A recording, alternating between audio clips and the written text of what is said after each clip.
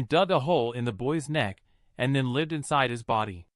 In order to avoid being discovered by his classmates, he could only seal the hole with a band-aid. Because of the appearance of these ants, Ryan's appetite has greatly increased. He has to eat constantly every day.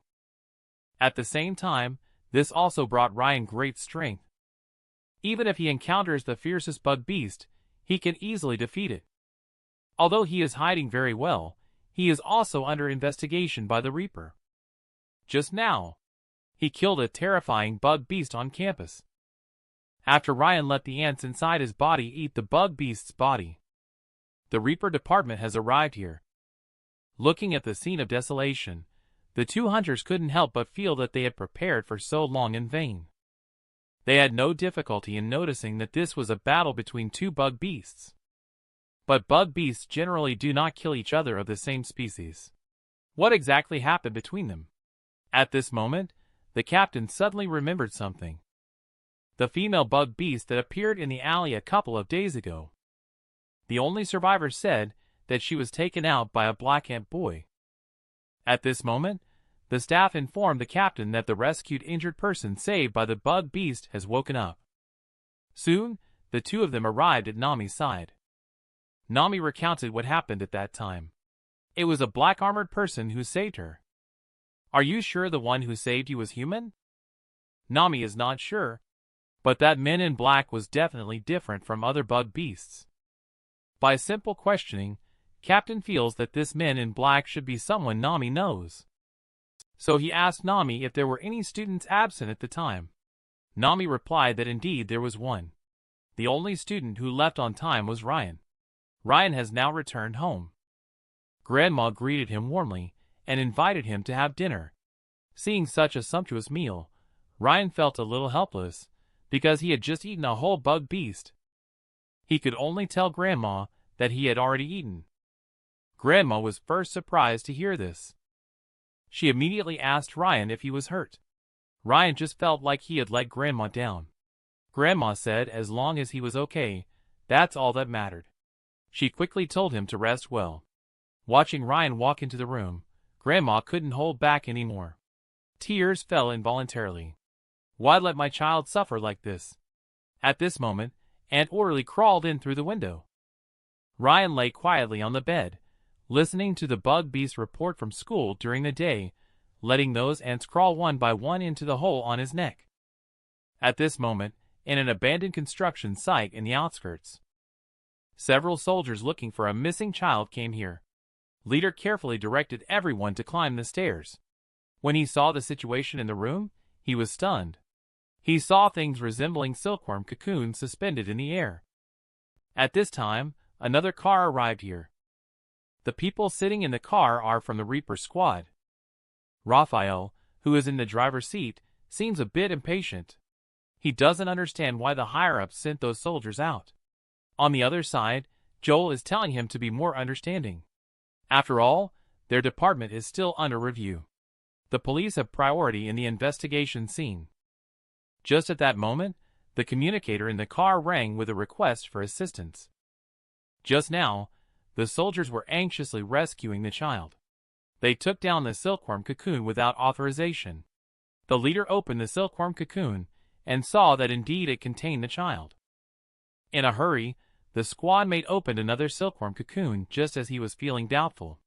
His head was instantly pierced by something inside. A humanoid mosquito bug beast appeared before everyone. The leader watched as the bug beast failed to recover from the blow delivered by Ryan. Another squadmate quickly raised his gun and fired at the bug beast. But the bug beast instantly turned into a residual image and disappeared. When it reappeared, it had already pierced through the body of that squadmate. The bug beast then immediately turned around and stabbed towards the leader again. Suddenly, a gunshot interrupted the bug beast's attack. Its hard needle was also pierced by the bullet. It turns out it was coming from the signal tower in the distance. Joel had long been waiting with a sniper rifle, but the bug beast's speed was too fast. He failed to hit the vital spot. The bug beast that was attacked is extremely angry. Then it charged towards the leader again. Fortunately, Raphael appeared in time and blocked the bug beast's attack. Then he casually knocked the bug beast away with a stick. The bug beast was heavily hit into the wall.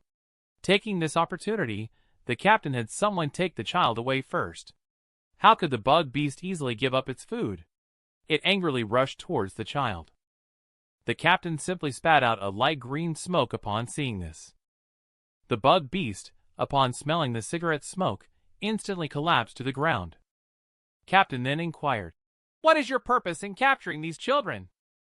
Bug beast pulled Needle aside and asked what the food was being prepared to eliminate the black ant. The two of them didn't quite understand what it was saying. While the two were not paying attention, the bug beast spit out several darts from its mouth towards them. Captain spit out smoke again. The dart miraculously stopped in midair. Raphael also waved the stick in his hand to block the attack. The bug beast knew it was no match for the two of them.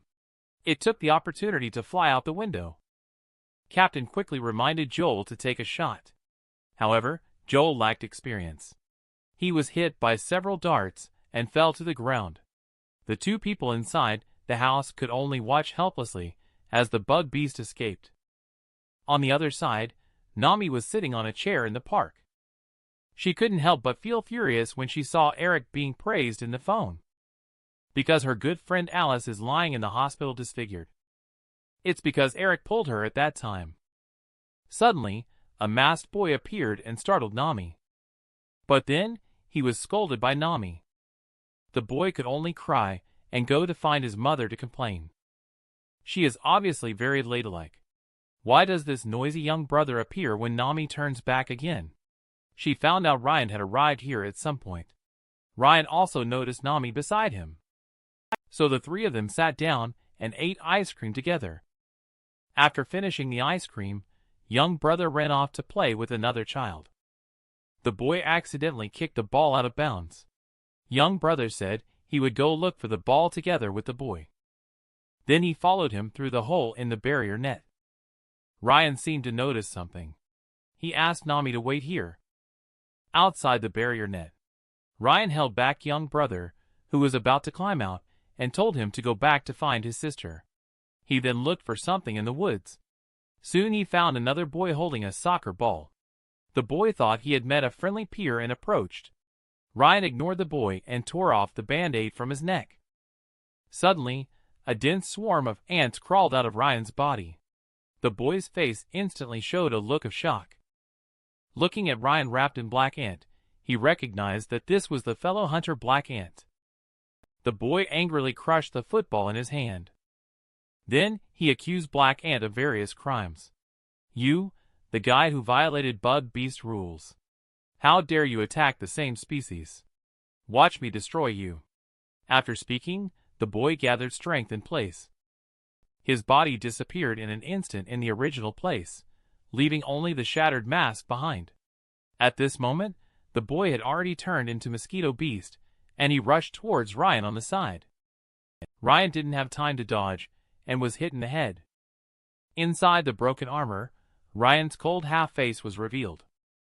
But Beast's blow injured Black Ant with ease. He couldn't help but feel a bit inflated.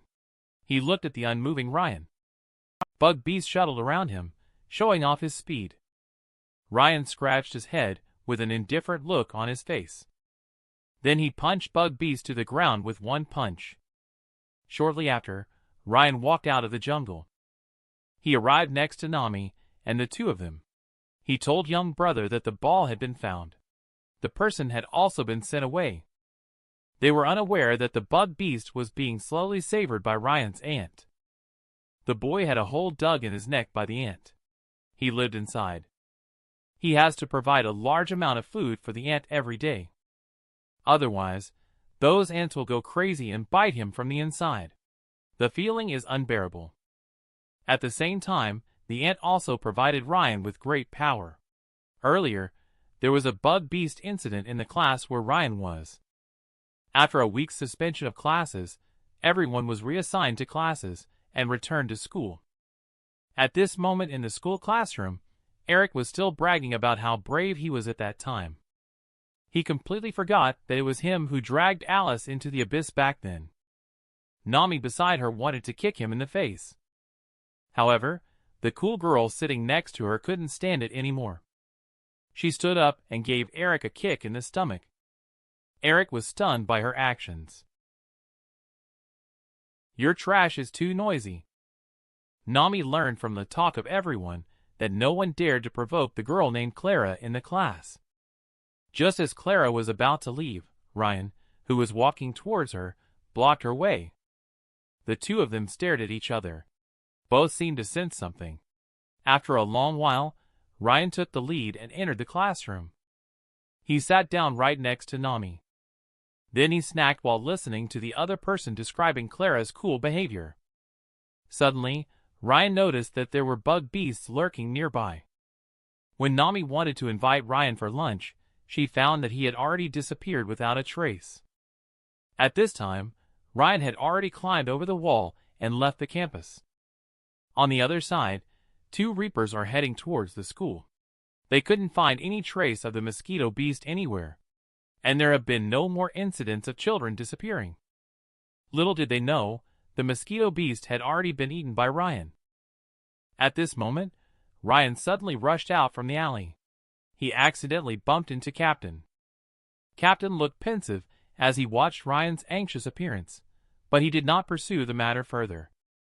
Then the two of them continued walking towards the campus. In fact, their purpose for this trip was to find Ryan. Nami told them that Ryan had just left. The two of them also realized that the student they had just met might be him. So they took out a business card and handed it to Nami, hoping she would pass it on to Ryan. Then they hurriedly left the place. At the same time, underneath an overpass, a humanoid mantis is tightly pressed against the wall. It seems to be waiting for someone in the darkness. Soon, a figure slowly appears. The newcomer is Black Ant Ryan. Ryan follows the scent and locates the mantis beast, seeing the target appear. The mantis then slowly descends from the wall. It waves at Ryan, as if saying, "Come on over." Ryan wasted no words. He suddenly exerted force with his legs and charged straight towards the mantis. But Ryan's attack was not only easily evaded by the mantis. His own arm was also hit by the sickle and flew off, deformed. Then Mantis heavily kicked Ryan in the chest with its hind leg. Ryan hadn't stabilized his position yet. Mantis charged towards him again. Little did they know that this was a flaw deliberately exposed by Ryan. He landed a heavy punch on Mantis's face.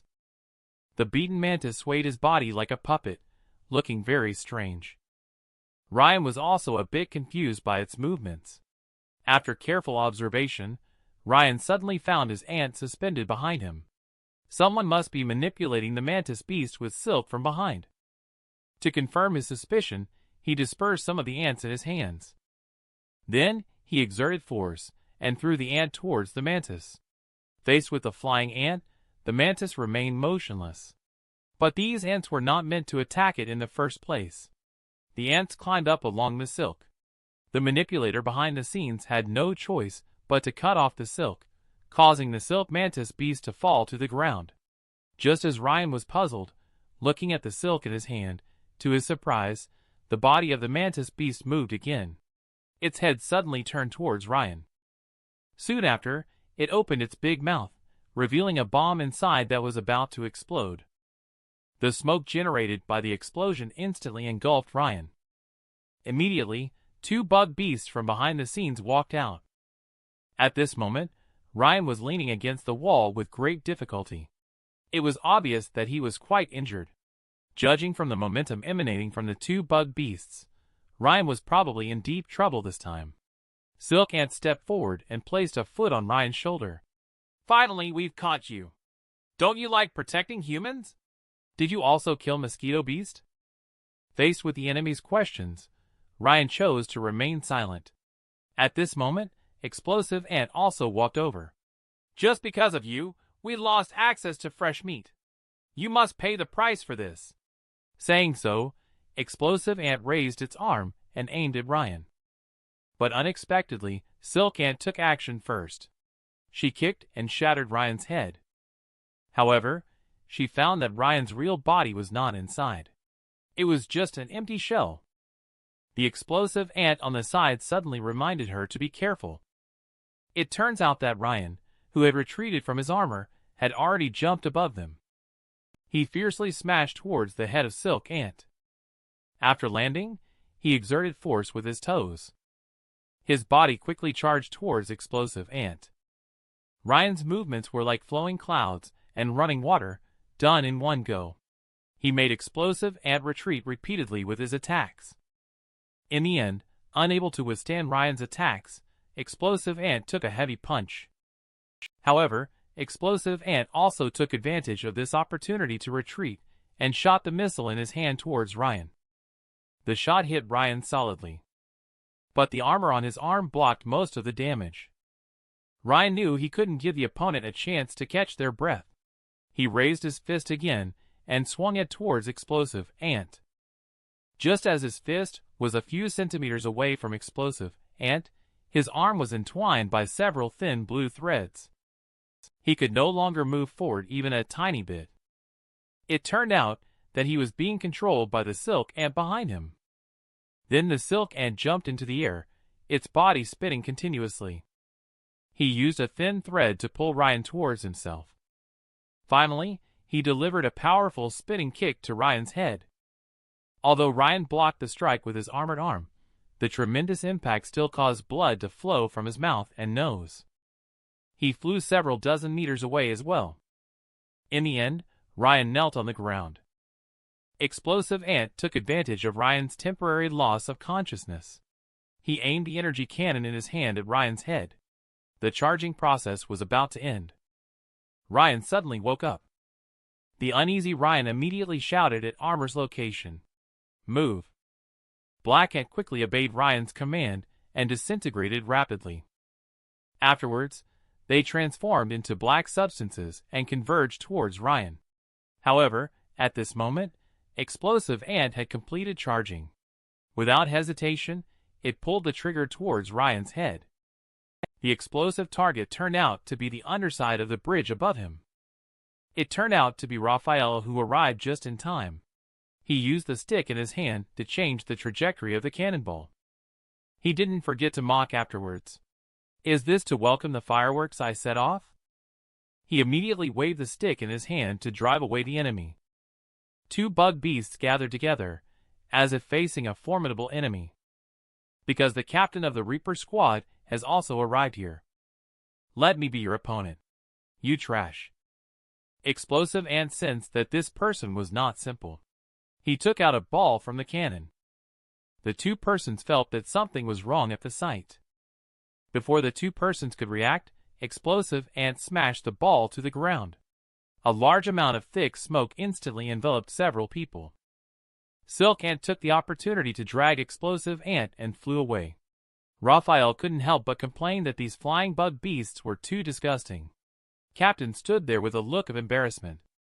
But fortunately, when they tried to catch Black Ant, they found that Black Ant was also missing.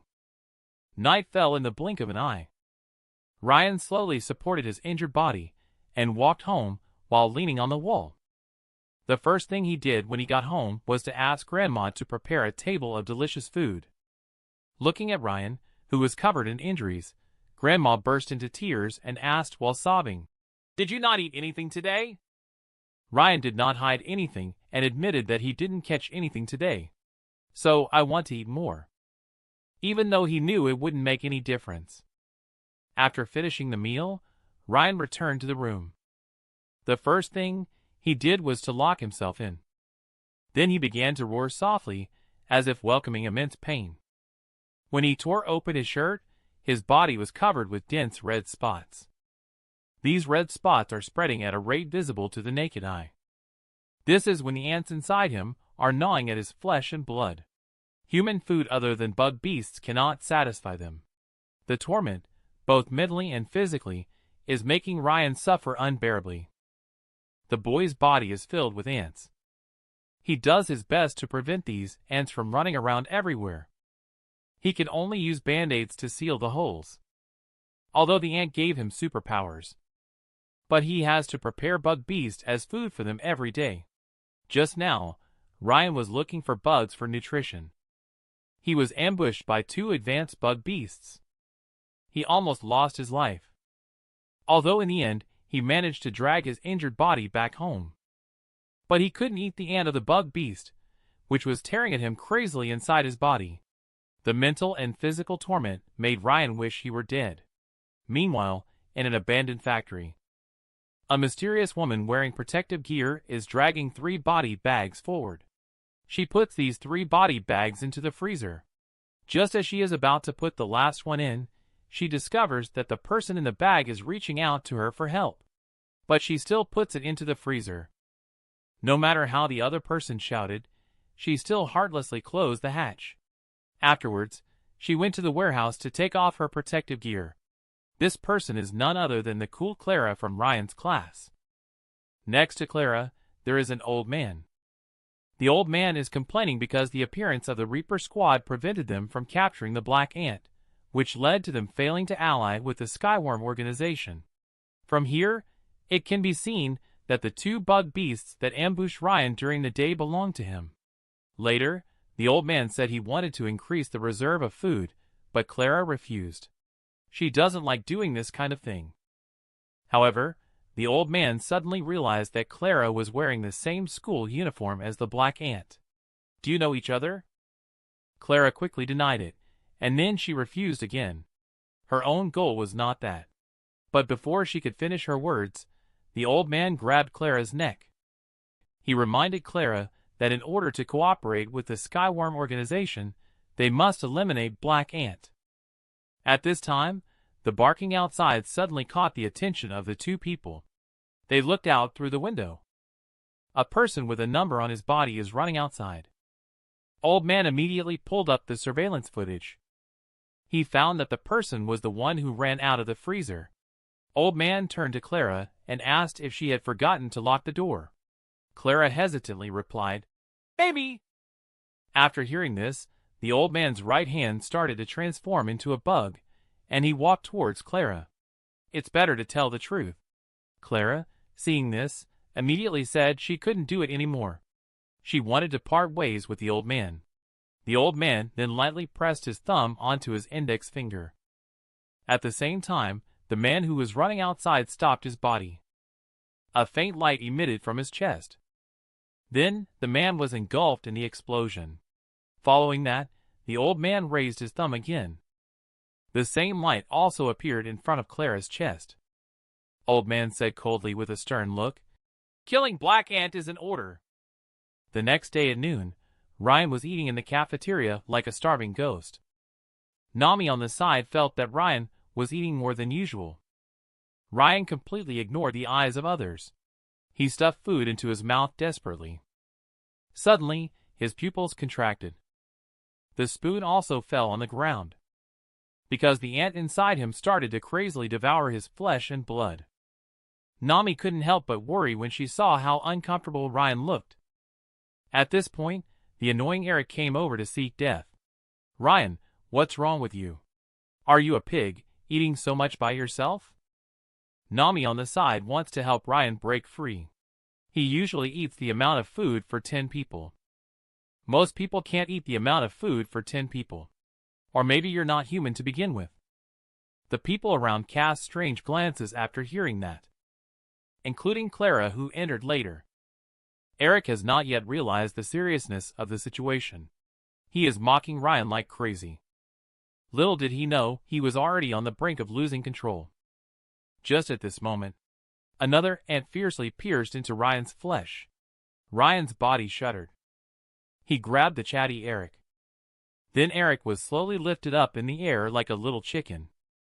Just as Ryan was about to take down Eric, his companion Nami timely stopped him. Regaining his senses, Ryan threw him out in one swift motion. Then he left without looking back.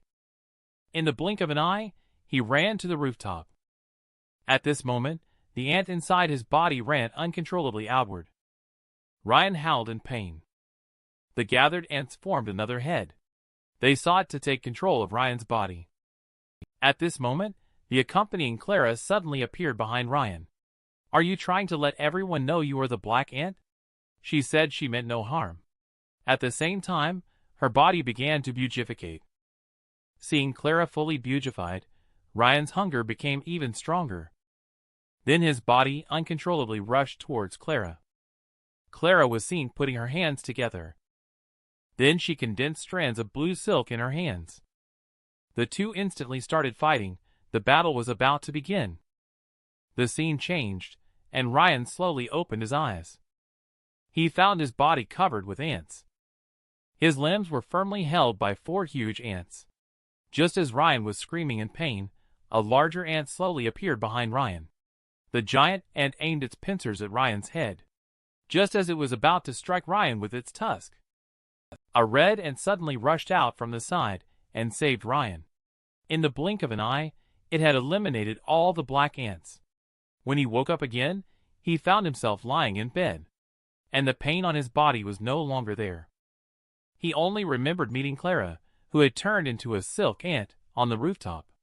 He learned from Grandma that it was Clara who carried him back last night.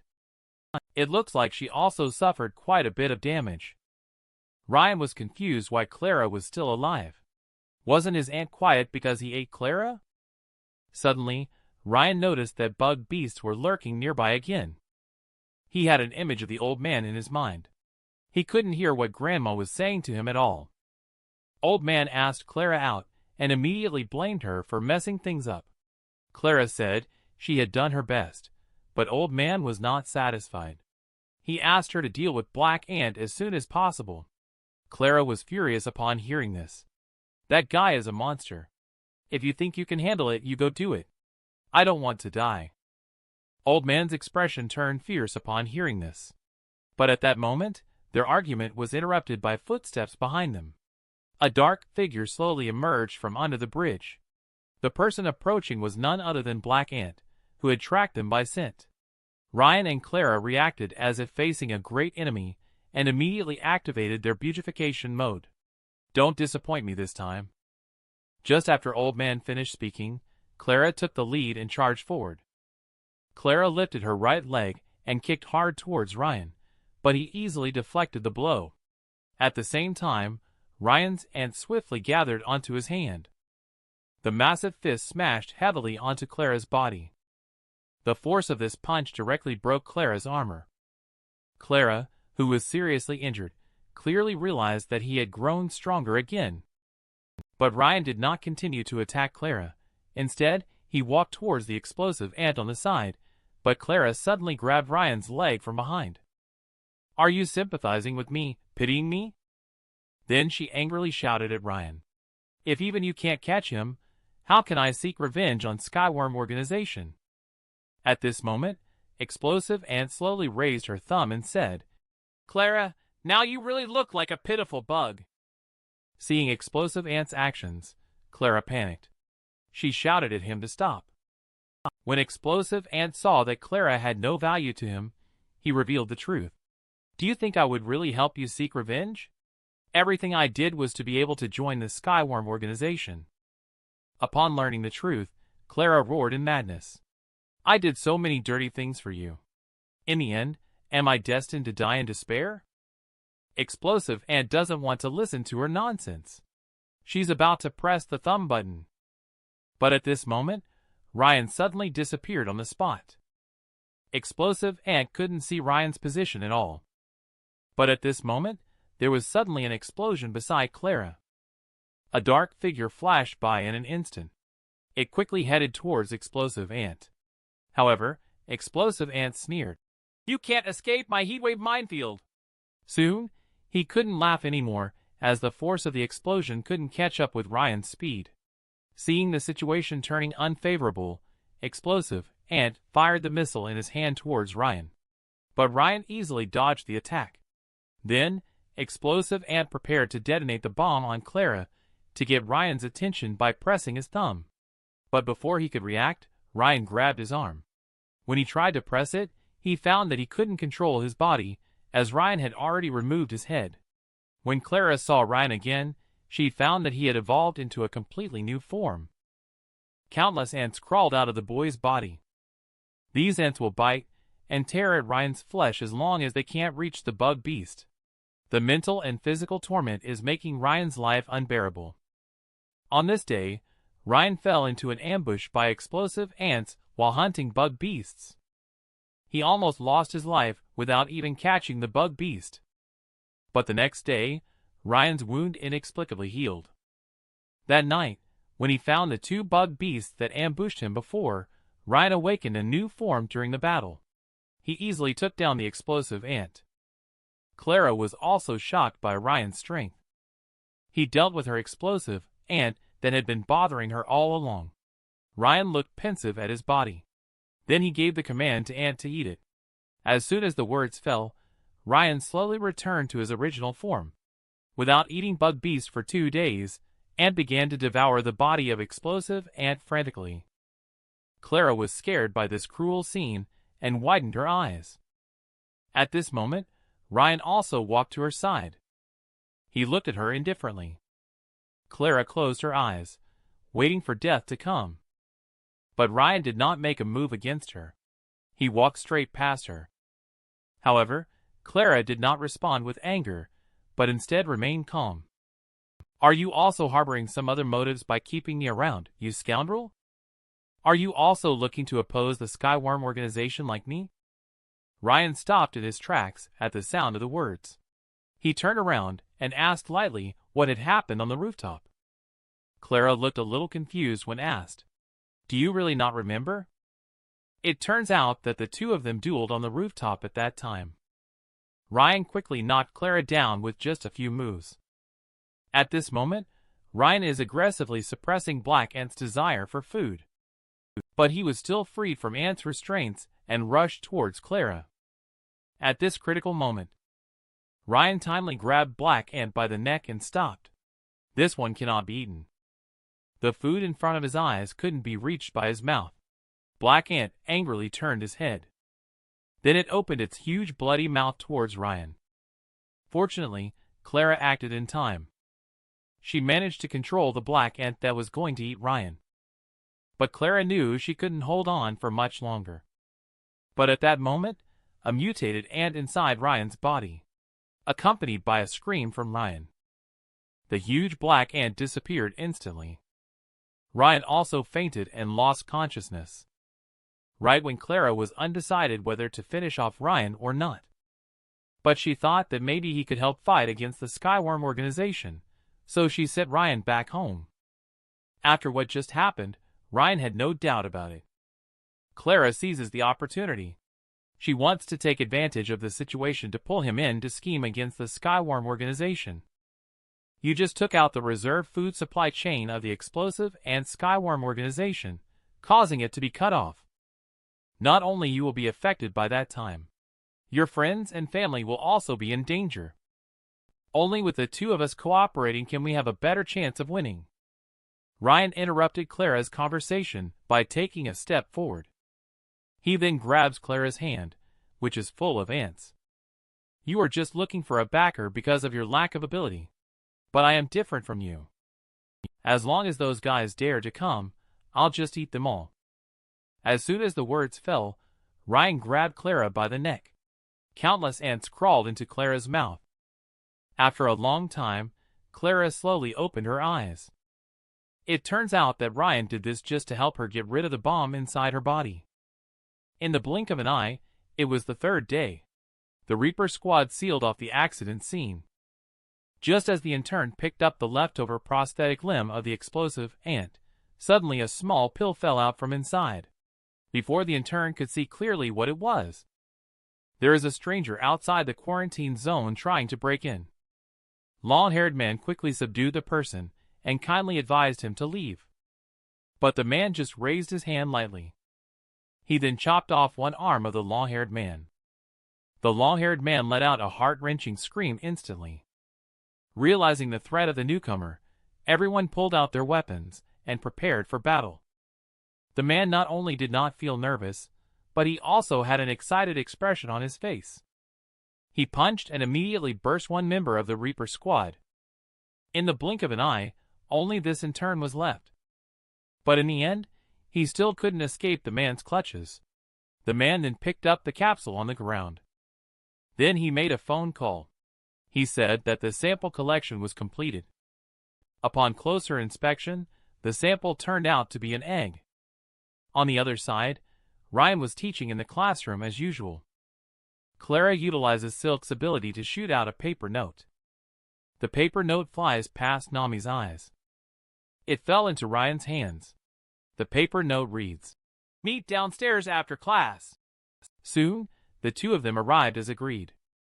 Upon seeing Ryan so awkward, Clara couldn't help but tease him. "Is this your first time talking to a girl like this?" Ryan said nothing. Instead, he directly asked her the purpose of summoning him. Clara simply wanted to express her gratitude for his mercy in not killing her yesterday. Then she invited Ryan again to fight against the Skyworm organization. But Ryan told her not to misunderstand. "You are just my emergency rations. You could be eaten at any time." After saying that, he was about to rip off the band-aid. Although Clara was scared and shaking all over. But she still reminded Ryan, "Have you forgotten what I said? You are already a target of the Skyworm organization. I will help you." But Ryan doesn't want to listen to her nonsense anymore. He pushed her away directly. Little did they know, all of this was seen by Nami upstairs. She doesn't know when the two of them got together. In her eyes, the two seemed to be flirting. This made Nami somewhat jealous.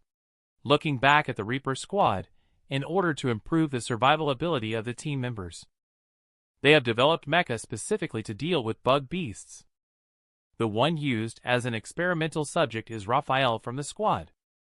For a more precise test, Mecha Captain told Raphael not to use his own weapons. Raphael, who is used to using a stick, looks at the current lightsaber with disdain on his face. At this time, the opponent who is going to fight him also walked out from the other side. But Mr. looks sickly, and doesn't seem to have much strength. But he immediately gets excited when he hears that he can defeat his opponent.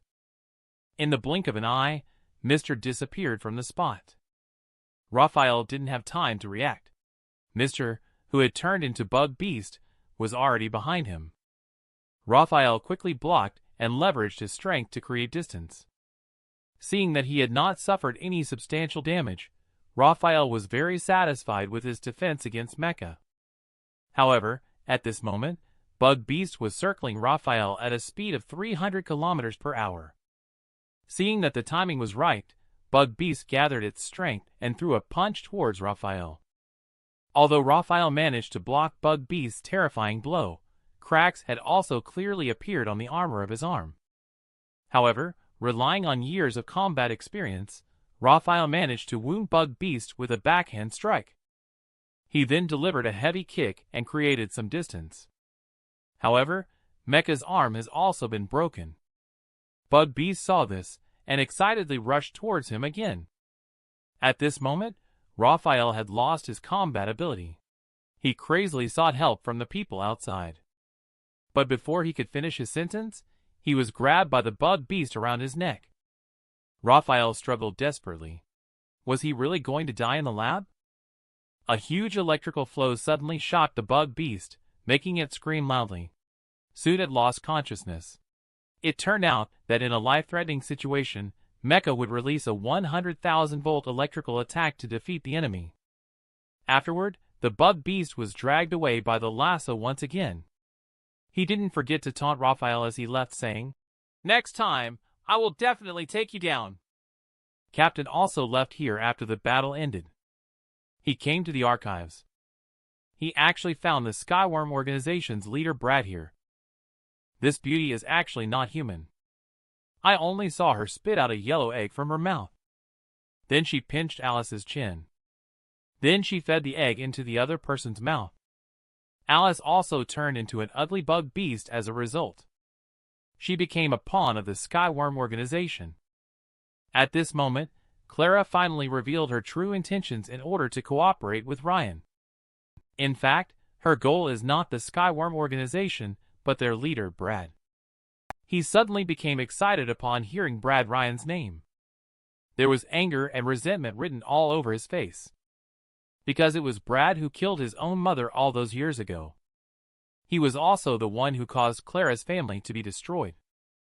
On this day after school, Clara once again approached Ryan. But shortly after the two of them walked out of the school gate, that familiar feeling came over Ryan again. He carefully observed the pedestrians around him. Finally, he fixed his gaze on a couple. The man among them was obviously a bug beast hidden among humans. Clara, who had just finished buying ice cream on the side, noticed that something was off about Ryan. She learned from Ryan's mouth. The man among the two in front is a bug beast. On the other side, Nami came to the hospital after school to visit Alice. But Alice didn't want anyone to see her current appearance. She directly told Nami to leave. But just as Nami was about to leave the hospital, a nurse walked past her. Nami couldn't help but take a second glance at such a beautiful woman. Shortly after, Alice in the ward noticed someone entering. She even thought it was Nami and immediately shouted at them. But when the person walked in, they saw that it was the same nurse as before. Do you want to become even more beautiful than before? I can help you. She then spat out a yellow egg from her mouth. Upon closer inspection, this is indeed the egg dropped by the explosive ant. Do you also want to get rid of those annoying people? I will help you make your wish come true. Then she put the egg into Alice's mouth, and Alice's body suddenly trembled. The woman watched gleefully as she reacted to the egg. A sudden intense pain emanated from Alice's body. This made her roar loudly involuntarily. Seeing Alice's appearance, the woman also became extremely excited. On the other side, Bug Beast's boyfriend took the girl to the swimming pool. Then, taking advantage of her off guard, he gave her a kick and pushed her into the pool. When the girl resurfaced, she found no trace of the man, unaware that there were eyes watching her underwater. It turned out that boyfriend had sneaked into the water without her noticing. She saw the man grinning. Then suddenly he grabbed her foot and made a throwing motion with force. The girl's head hit the bottom of the pool heavily, losing consciousness. The man looked at the girl floating up and complained about how troublesome it was to hunt every day. Then he opened his mouth wide, ready to eat the girl. However, at that moment, an ant suddenly crawled onto his face. Then the man turned his head towards the glass. It turned out that Ryan, who had turned into a black ant, had appeared here at some point. Ryan smashed the glass with one punch. Then he flew a leap. A heavy kick hit the man's stomach. This move directly embedded the man into the wall. But the man acted as if nothing happened. He got up and launched a counterattack against Ryan. Ryan solidly took this punch. While Ryan was knocked away, Clara had already set up a trap. Several silks appeared in front of the man, wrapping him up tightly in no time. Clara then rescued the girl from the water, who luckily just fainted and was not in danger. After settling the girl, Clara returned to Ryan's side. The man showed no fear at this point, questioning why they interrupted a meal of the same species. You are really bored. Do you know who I am? Ryan said he didn't care. You are just food in my eyes. Just as Ryan was about to consume him, Clara stopped him. She believed they could get some clues from the man. The man recognized Ryan as the fellow hunter Black Ant. I didn't expect you to have an ally, but you are not qualified to kill me, the man said as he began to transform into a bug. Clara was very confident in her silks, but the man completed his bug transformation, causing the silks to slowly split apart under strong light. The man's overwhelming momentum made Ryan feel shocked. Quick, get out of the way, Ryan warned, but it was too late. Countless air blades burst out from the man's body. Clara didn't have time to dodge and was hit on the shoulder. Ryan barely blocked the attack with Black Ant's sturdy armor. In the blink of an eye, the entire room was left with deep grooves from the air blades. Then another voice came from beside the two. Maybe you can handle ordinary bug beasts, but daring to lay hands on members of the Skyworm organization? You must be out of your minds. I am Camel from the Skyworm organization. If you don't believe me, you can try again. The two prepared for battle upon hearing this and rushed towards Camel. However, their moves were easily countered by the enemy. Camel's knife hand lightly skimmed the water's surface, leaving behind several afterimages. In an instant, he appeared behind the two. The blade energy emitted from Camel's knife hand pierced through the bodies of the two individuals directly. Injured Ryan could only let his body fall downward. Camel seized the opportunity, aiming his knife hand at the descending Ryan, but fortunately Clara reacted in time and bravely rescued him. At this moment, the two of them dare not be careless at all. It is obvious that this swimming pool is Camel's home court. Once you get close, you will be attacked. But just as Clara was thinking of a strategy to deal with this monster, Ryan on the side rushed up unexpectedly. At the same time, he reminded Clara to cover the swimming pool with your silk fabric. Although Clara didn't quite understand. But she still followed Ryan's instructions. Using Clara's silk as a fulcrum, Ryan ran towards Camel. He had to transform once again into Red and to have a chance at defeating him. Soon, Ryan rushed up to Camel. But before he could make a move, one of his antennae was cut off by the opponent. Ryan immediately punched back, but the opponent easily avoided it. And then Ryan's punches became faster and faster. His body started to gradually change color. He finally landed a punch on Camel's face after his continuous effort. Then he punched Camel's left arm. Then he hit Camel's right hand. He watched as Camel's two weapons slipped out of his hands. Ryan wanted to take this opportunity to finish off the opponent in one go. Unexpectedly, a blade wind suddenly swept past him. This directly cut off the armor on his face. At this moment, Camel not only fused the fallen knife hand into his legs, but also drew out two more powerful weapons behind him. This is my true strength. He swiftly moved behind Ryan. Ryan was also hit by Camel's cross slash. His armor instantly shattered, blood spraying out. Camel thought victory was at hand. He found that his weapons were entwined with a lot of blue silk. Clara suddenly appeared behind Camel. She tightly grabbed Silk with both hands while delivering a fierce blow with her knee to the back of Camel's head. Although her move damaged Camel's facial armor. But Clara was also pierced by the suddenly appearing light blade. Clara continued to control Silk despite the excruciating pain. She threw Camel's blade into the air. Ryan seized the opportunity and leaped up to catch the blade. He ruthlessly stabbed blade into Camel's chest. But it was not enough to kill the enemy. Just saw Camel swing another blade and chop towards Ryan. Ryan was powerless to escape. He could only use his arm to block this strike. The blade also plunged into half of his arm. Under the stalemate, Ryan dispatched a large number of ants to crawl towards Camel's wound. Camel, who was gnawed by the ants, immediately let out a terrifying scream. But as soon as he dealt with Camel, another unwelcome guest arrived. Ryan had just prepared to turn around and check the situation. He was punched in the face by the newcomer. Ryan was heavily smashed into the wall.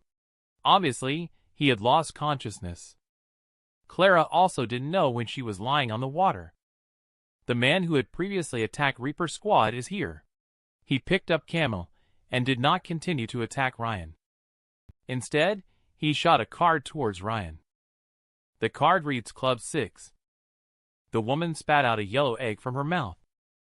Then she fed it to the girl across from her. Then the girl turned into a scary bug beast. Today is Alice's first hunt as a bug beast. The man across had been waiting for a long time once again. Seeing a charming young lady like Alice, the man seemed a bit shy. "Beauty, I know there is a nice hotel nearby. Would you like Big Brother to take you to play some games?" Alice blushed shyly after hearing that. "You are so naughty." Alice took off her mask in the midst of conversation. This immediately stirred up a wave of spring feelings in the man. Alice took the opportunity to tiptoe. She kissed the man directly. This happiness came a bit too suddenly. But the next second, the man's eyes widened. His skin was quickly drying up at a speed visible to the naked eye. Alice didn't stop until she sucked him dry. The man who fell to the ground obviously had stopped breathing. At this moment, another beauty walked down the alley. It was the woman who fed Alice the egg. She held Alice tightly, as if to show that she was her plaything. "Sweetheart, how does it feel to hunt for the first time?" "Not bad, she tastes delicious." At the same time, on a rapidly moving subway train, a mister with a very unnatural expression was muttering to himself. This inevitably attracted strange glances from the crowd. Just saw Mr. suddenly opening his big mouth, revealing gullet inside with sharp teeth. The few people in front of him were instantly impaled by him. This scene immediately caused panic among the others. At this moment, Mr. transformed into the Grim Reaper, continuously harvesting the lives of the people in the carriage. Not long after, there were no more screams in the carriage. Only Mr. remained there, twisting his strange body. On the other side, Nami was walking on her way to school. Suddenly, she noticed a familiar figure ahead. It was Ryan, the person she secretly admired. So Nami hurried forward to say hello. "Good morning, Ryan." But when she saw Ryan's face, she was almost scared to death. "What's wrong with you?" Ryan could only explain that he got into a fight with someone. He can't possibly tell her that he was beaten up by Bug Beast yesterday. Upon returning to the classroom, Nami saw Alice lost in thought right away. Nami happily pounced on the other person. Nami saw her best friend recovered. Nami excitedly shed tears. "I didn't see you when I went to the hospital last time. Do you know how worried I was?" "Sorry, Nami. I didn't want anyone to see my current hairstyle at that time." The two of them chatted and laughed as if they were back to the beginning. But suddenly an unexpected guest interrupted their conversation. This person is Eric, who caused Alice to be hospitalized. At this moment, he not only does not feel sorry for Alice, he also keeps mocking Alice's scars, saying they are disgusting. Her hairstyle is so ugly. This immediately provoked Alice into a rage. She wanted to swallow him whole right now, if she could. But before she could make a move, Nami next to her landed a punch on Eric. The usually gentle Nami started cursing Eric out loudly. Would Alice be in her current state if it weren't for your cowardice and self-preservation? Nami's intervention helped ease Alice's anger, although Eric apologized. But obviously, he was still unwilling deep down. "You guys wait for me." Ryan also noticed the anomaly in Alice's anger just now. This is obviously not a human scent. In the other train car, the murderer known as Mr. had completely transformed into a huge flesh worm when a man, with a Reaper emblem on his clothes, entered the carriage. This person is none other than young brother Jack from the squad. Old brother Jace is the one who walked in through the front door. Their arrival immediately caused Bug Beast's dissatisfaction. The two of them blocked Bug Beast in the middle one after the other. "The doctor asks us to take this back for research. Be careful not to break it." This sentence instantly enraged the giant worm, and it opened its mouth towards the brother. But before it could make a sound, Jack stabbed it with a knife. And then he made sure to fire a few shots as well. "I've reminded you not to break it, haven't I?" But before Jace could finish his sentence, he was immediately knocked aside by the giant worm. "No way, bro, are you dead?" And the Bug Beast seized the opportunity. It used its tail to firmly press down on Jack. "Just with this strength alone, it cannot overpower me. You are far inferior to my older brother." He lifted the entire giant worm up into the air. Jace took advantage of the opportunity and struck with his knife. He actually cut the giant worm in half. Just as the two of them were about to pack up and take the giant worm with them, a mini little worm crawled out of the body of the giant worm. The little worm looked up at Jace. Then its body shot into his head like a bullet. Watching his brother's body tremble non-stop, Jack quickly asked, "What's wrong?" The next second, it was as if nothing had happened at all. There was just a strange thing wandering around on his forehead. The girl simply ate an egg that someone fed her. As a result, she turned into a terrifying bloodthirsty Bug Beast. After she absorbed the essence of a man, she then pretended as if nothing had happened and went back to school. After school, the few people prepared to eat together. As a result, Halfway there, Alice received a text message. Soon after, she made an excuse saying she had something to attend to and needed to leave early. Nami reluctantly suggested that they could reschedule for tomorrow. But when Alice left, Ryan was staring at her back thoughtfully. Later, Nami and the two of them prepared to go home together. But she suddenly remembered that Alice's homework was still in her own backpack. The teacher is going to check it tomorrow. She said goodbye to Ryan and planned to deliver it to Alice. However, she was suddenly stopped by Ryan. "Danger, don't go." Ryan's words made Nami a little dazed. "I mean, Alice just got out of the hospital. The teacher will understand." On the other side, Alice saw the person who was messaging her. She licked her lips as if she saw her prey. Then she climbed into the man's car. Eric, not far away, happened to witness the scene. From the looks of the two, it was clear that this was definitely not a father-daughter relationship. Afterward, Eric flashed a playful smile. Clara has been resting at home since she was injured last time. She decided to do something to find out the leader of the Skyworm organization, Brad.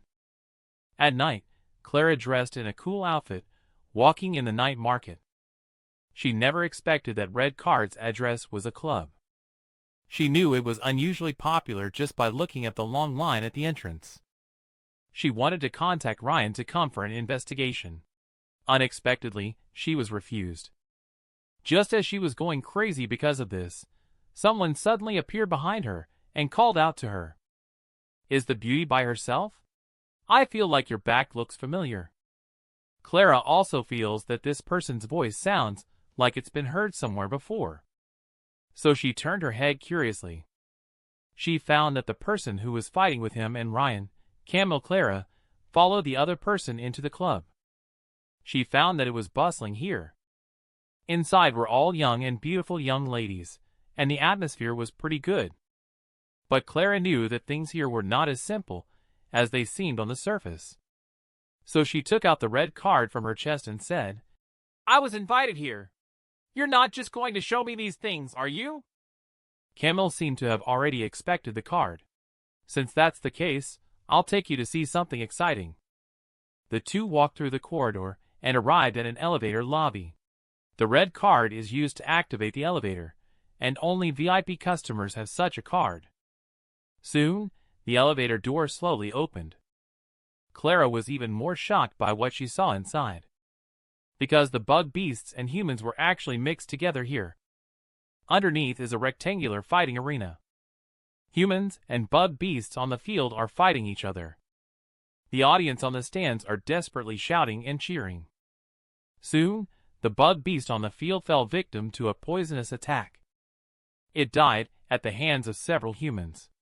However, at this moment, another huge bug beast appeared in front of everyone. It emitted a terrifying roar. Then it lifted its leg and stomped on several humans, crushing them into pulp.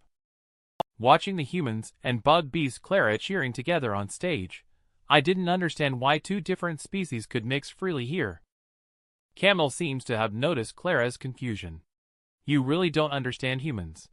They can do anything for power and wealth." As soon as he finished speaking, the huge bug beast in the field was pierced through the body. It turns out a red bug beast attacked the giant worm from behind. Clara doesn't understand the meaning behind this kind of violence.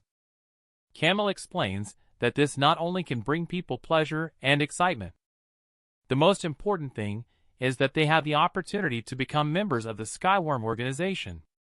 Camille took out a yellow egg and asked Clara if she was interested in trying it. Clara accepted his kind offer. While she was looking at the egg and asking for instructions on how to use it, Camille was stopped by another bug beast that came rushing over. "The boss has been waiting for you in the private room for a long time." Camille turned around and intended to let Clara wait here for a while. He didn't expect that the other party used a stomachache as an excuse and got on the departing elevator. Clara didn't let go of her hanging heart until the elevator doors closed. "Damn, Ryan stood me up." At this moment, Bug Beast reminded Camille to go over again. However, Camille, who was impatient, chopped off its head. And he shook his hand very contemptuously. The next morning, Clara arrived at school. She couldn't help but feel annoyed when she saw Ryan being leisurely. So she kicked Ryan right away. Then she said while hitting him, "Do you know what I went through yesterday?" After learning that Clara had obtained useful information, Ryan gave her a thumbs up. At this moment, the classmates in the classroom were whispering about something. When Alice walked into the classroom, the murmuring voices seemed to grow louder. Everyone cast a look of disdain towards her. Listening to the classmates' foul language, Nami raised a question. "What are you all talking about?" At this time, the annoying Eric stood up again. He mentioned that he had already posted the recorded news of the explosion on the school's website. He then handed the recorded video to the two of them. The video showed Alice and an old man walking into the hotel. Then Eric made a disgusted expression. "You are looking for shortcuts because you can't make money, right?" Clara almost wanted to kick him to death. Ryan on the side once again felt that familiar aura, and this time it was definitely dangerous. Nami is also on the brink of going berserk. Finally, she couldn't control herself and swung her fist at Eric again. But halfway there, she was intercepted by Alice. "Nami, thank you. You will always be my best friend." After saying that, she pushed with both hands. "This time, let me handle it myself." Nami was then pushed out of the door by her. Eric was unaware of the impending danger. He continued to mock Alice with his words. Unexpectedly, Alice burst into wild laughter upon hearing it. "I had originally planned to keep you alive longer. I didn't expect you to be so eager to die." The two ignorant individuals were completely unaware that danger was imminent. One of them boldly stepped forward. "How much can you earn at once? I made a good amount of money delivering packages. Would you consider it?" He didn't even wait for him to finish speaking before noticing the bulging veins on the person's neck. Suddenly, Alice turned her head. 5 big eyes stared at the other person intently. This is a girl who has been beautified. The tongue she spits out of her mouth can instantly claim lives. The girl turned into this state is entirely Eric's fault. At that time, a sudden bug beast incident occurred at the school. Eric held onto Alice to save his life. He threw her towards Bug Beast, causing Alice to be disfigured. Eric not only felt no remorse in his heart. Now he even slanders Alice and mixes with the old man. Alice, who is insulted again, no longer conceals. She directly reveals her true face in front of her classmates. The voice of the boy who was just joking about Alice suddenly stopped abruptly. Ryan and Clara standing beside her were also shocked to see her appearance. Alice glared angrily at the boy in front of her. Then she casually punched him, sending him flying out. Others went crazy and ran towards the door when they saw what was happening. Alice, on the other hand, slowly raised her hand. Suddenly, her arm seemed to stretch several meters, directly blocking her classmates' way. The wooden door was also blocked by chair legs and couldn't be opened. Nami heard a commotion inside. She couldn't help but feel puzzled. The furniture inside blocked the other doorway tightly. Clara wanted to transform, but was stopped by Ryan. It was too obvious here. Alice saw Eric taking out his phone to call the police. She directly shouted, "Get out!" Eric was scared and hid in the crowd, too afraid to speak. The classmates, sensing the situation, all tactfully took a step back. They left Eric standing where he was. Alice reached out her arm again, grabbing Eric by the neck. "It's all your fault. Why did you trample on my dreams, causing me to become like this?" Alice opened her big mouth as she spoke, revealing a gullet with teeth inside. The next second, the gullet was right in front of Eric. Just as Gullet opened its big mouth ready to eat Eric.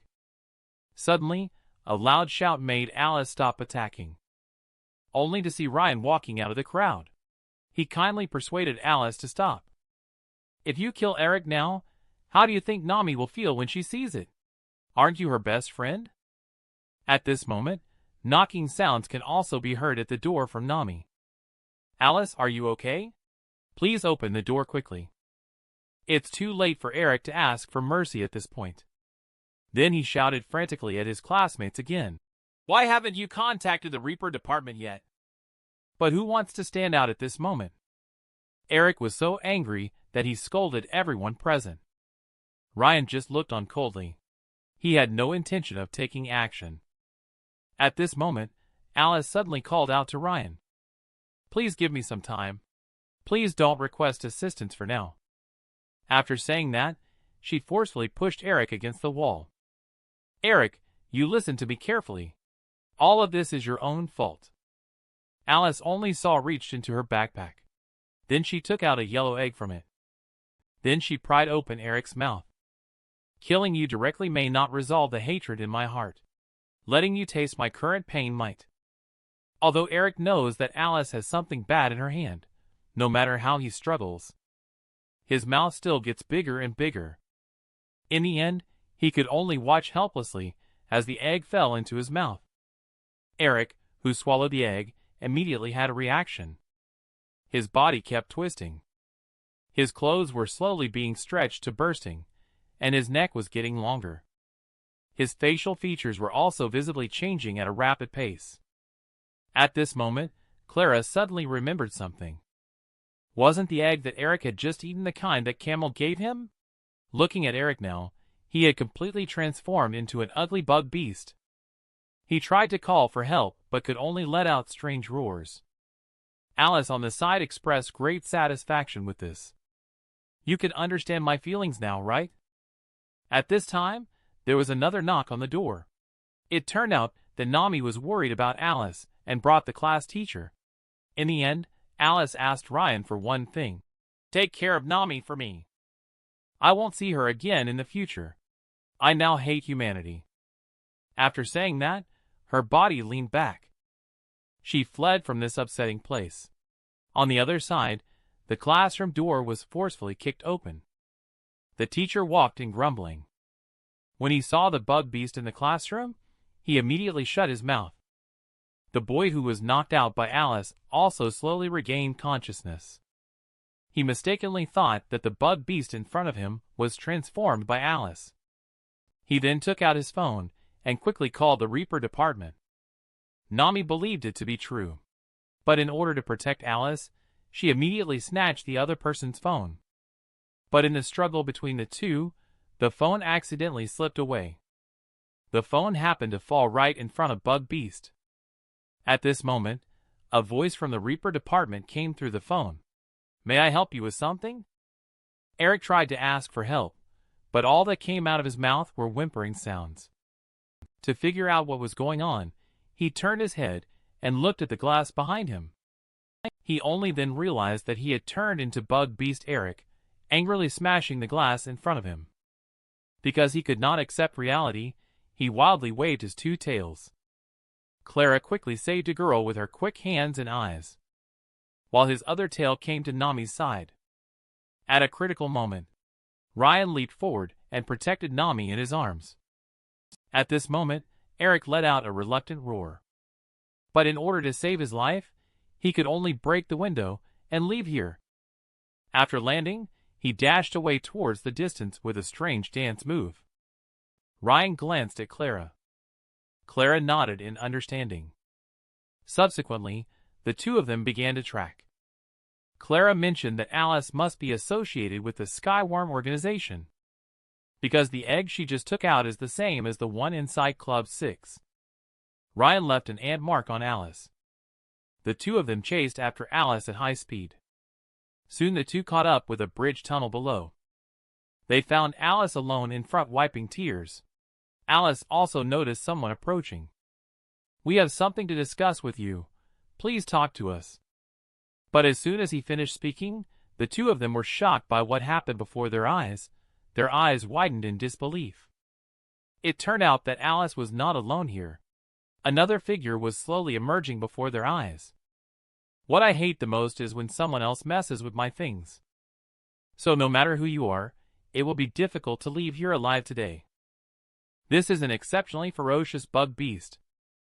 As long as she moves her tongue, she can easily defeat the humans who provoke her. However, Even such a powerful being is just a plaything in the hands of others. Just now, Alice stuffed dozens of eggs into Eric's mouth. The next second, Eric turned into an ugly bug beast. After doing all this, Alice escaped to a place where no one was. Ryan and 2 others tracked and found this place. But what they didn't know was that Alice's master had been waiting here for a long time. I hate it when people mess with my things. Today, you all must die.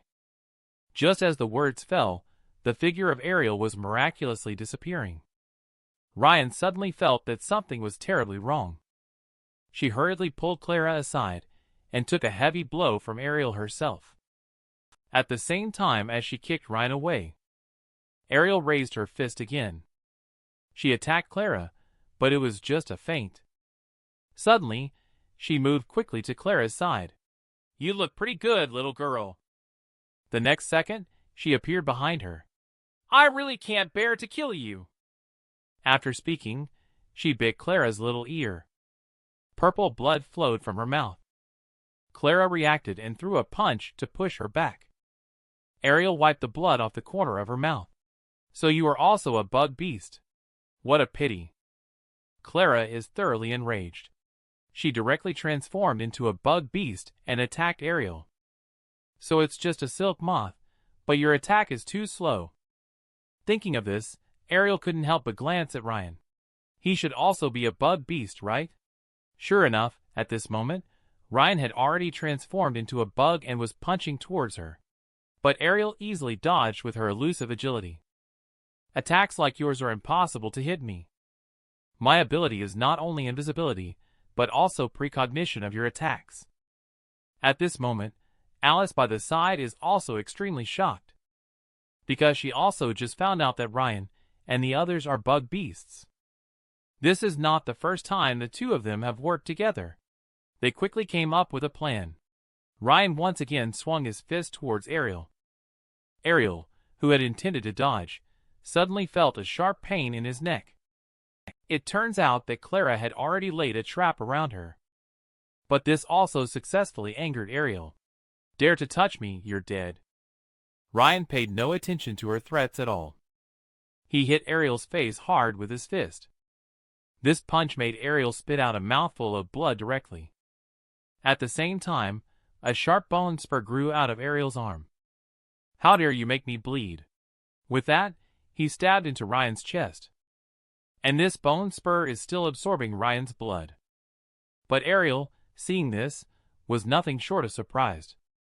"Why is your blood red?" Seeing Ryan injured, Clara hurriedly rushed over. Ariel looked at the other party coldly. Slowly, she raised her left hand and aimed it at her. Then her left hand suddenly extended several meters. Bone spur pierced into Clara's shoulder. Ariel pulled out the bone spur. Clara said the attack just now was like scratching an itch. As she spoke, she charged towards Ariel again. Ariel remained calm, licking the blood off the needle point.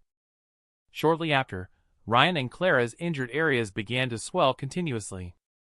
After 2 explosions, the 2 of them were obviously seriously injured. "I had just warmed up. Can't you 2 keep up?" Ariel raised her arm and prepared to take them down. But at that moment, Alice suddenly appeared and stood in front of the 2 people. She said, "This is my client. I invited them here to trade the egg." You know the consequences of lying to me, right? After receiving Alice's approval, Ariel immediately changed her attitude. "Oh, you're one of us. I almost got you killed. But I only have 1 egg on me. Who should use it first?" Ryan said, "We don't need it right away. Can you introduce the function of the egg first? Don't you know? If Bug Beast eats it directly, it will increase some of its strength. If an ordinary person eats it, they will transform into a larva like Alice. At this point, consuming the larva will double their power." The 2 people were shocked to hear this. Doesn't that mean it's equivalent to eating people directly? Just at this moment, 2 unlucky runners happened to pass by. Ariel said, "Let me show you once, and you'll understand." Then she stopped the 2 young men. Taking advantage of one of them not reacting fast enough, She directly stuffed the egg into the person's mouth. The boy's body quickly began to change. The next moment, he transformed into an ugly larva. Although they had just experienced this kind of thing, the two of them were still shocked. This can be considered as a gift for your meeting. As long as you eat it, you will become stronger. You enjoy it slowly. If you need anything, just come to Club 6 and find me. After Ariel left, Larva targeted its companion. However, Ryan arrived and punched Larva away. Then he clasped his hands together and struck Larva's head repeatedly. Clara behind him tried to stop Ryan, but he told her to shut up. Seeing Ryan's next move, Clara hurried forward to intervene. "You lunatic! You're not really going to eat it, are you? It was just a human a moment ago," she said. But Ryan remained indifferent and ordered, "Do not hinder my experiment. Eat it." With his command, all the black ants gathered around Larva's body. Ryan looked on coldly at everything. But at the same time, this also made Clara completely disappointed in Ryan. You know that this is no different from cannibalism, right? Why go to such lengths? What's the difference between what you're doing and those people from the Skyworm organization? I must have been blind to collaborate with you. Ryan just gave her a glance at her words. You better take a good look at it for me. Only saw the larva on the ground was rapidly undergoing changes. In the blink of an eye, it had a hint of a human appearance. All of this was within Ryan's expectations. Clara curiously asked what was going on. Ryan started his research as soon as he noticed that Alice had a problem. Now he could only test if it works. He had just finished speaking when the man on the ground opened his mouth in agony. The egg that he had just eaten was dragged out by an ant. This thing is the main culprit that turns people into bug beasts. Watching ant continuously nibble on the eggs on the ground, Clara can't help but worry about Ryan. Will these ants eating the eggs affect you? I'm not sure either. We'll know once they get back into their bodies. The eggs on the ground were quickly eaten up. When they returned to Ryan's body, Ryan immediately sensed something was wrong. Seeing Ryan in pain, Clara was also very worried. Are you okay? Ryan suddenly turned around and shouted at Clara upon hearing her words. Get away from me quickly. With Ant's return, the blue veins on Ryan's neck suddenly bulged. These ants seemed to be trying to break free from Ryan's control. Inevitably, Ryan let out a painful roar. The boy's body is full of ants. He is trying to prevent these ants from running around. Normally, he can only use band-aids to seal the openings. That day, he let the ant eat a larva. As these ants returned to his body after eating, Ryan's body underwent a strange change. The ants seemed to break free from Ryan's control, causing him unbearable pain. On the other side, Ariel brought Alice back to the club. The boss here is none other than Strongman Cody. He noticed that Ariel's arm was wrapped in bandages. So he asked her if something had happened. Ariel explained that it was just a misunderstanding with a client. What is the purpose of you bringing me here? Cody said the club lost 50 pills yesterday. Do you know what happened? Ariel said it's your fault for not guarding properly. Alice beside remained silent. At this moment, Cody stood up. The next second, he disappeared from where he stood. When he reappeared, he had already pinned Alice against the wall. You are quite daring to steal my medicine. Cody was furious at this time. He threatened to eat Alice right away. But he was suddenly pressed by a golden needle on his neck. Two bug girls quickly rushed forward to protect the master when they saw this. They placed knife hand against Ariel's neck. But Ariel remained completely calm. She also threatened Cody. If you dare to move, you are finished. Cody just smiled slightly at this. He continued to inquire about the whereabouts of Pill and increased the strength of his grip. Ariel also did not hesitate to stab the golden needle into Cody's neck. She seems to really care about Alice being hurt. But she couldn't stop this crazy man at all. Alice, who couldn't bear it anymore, finally admitted that she took the pill. But I was just seeking revenge. Cody finally smiled in satisfaction after hearing that. Actually, I knew it was you who took the pill a long time ago. And I also know what you used it for." He said that, then he put down Alice. Ariel hurried to Alice's side and inquired about her injuries with concern. Cody on the side was laughing madly. "How could you, this little girl, have such a brilliant idea? You will soon meet your old classmates. They are on their way.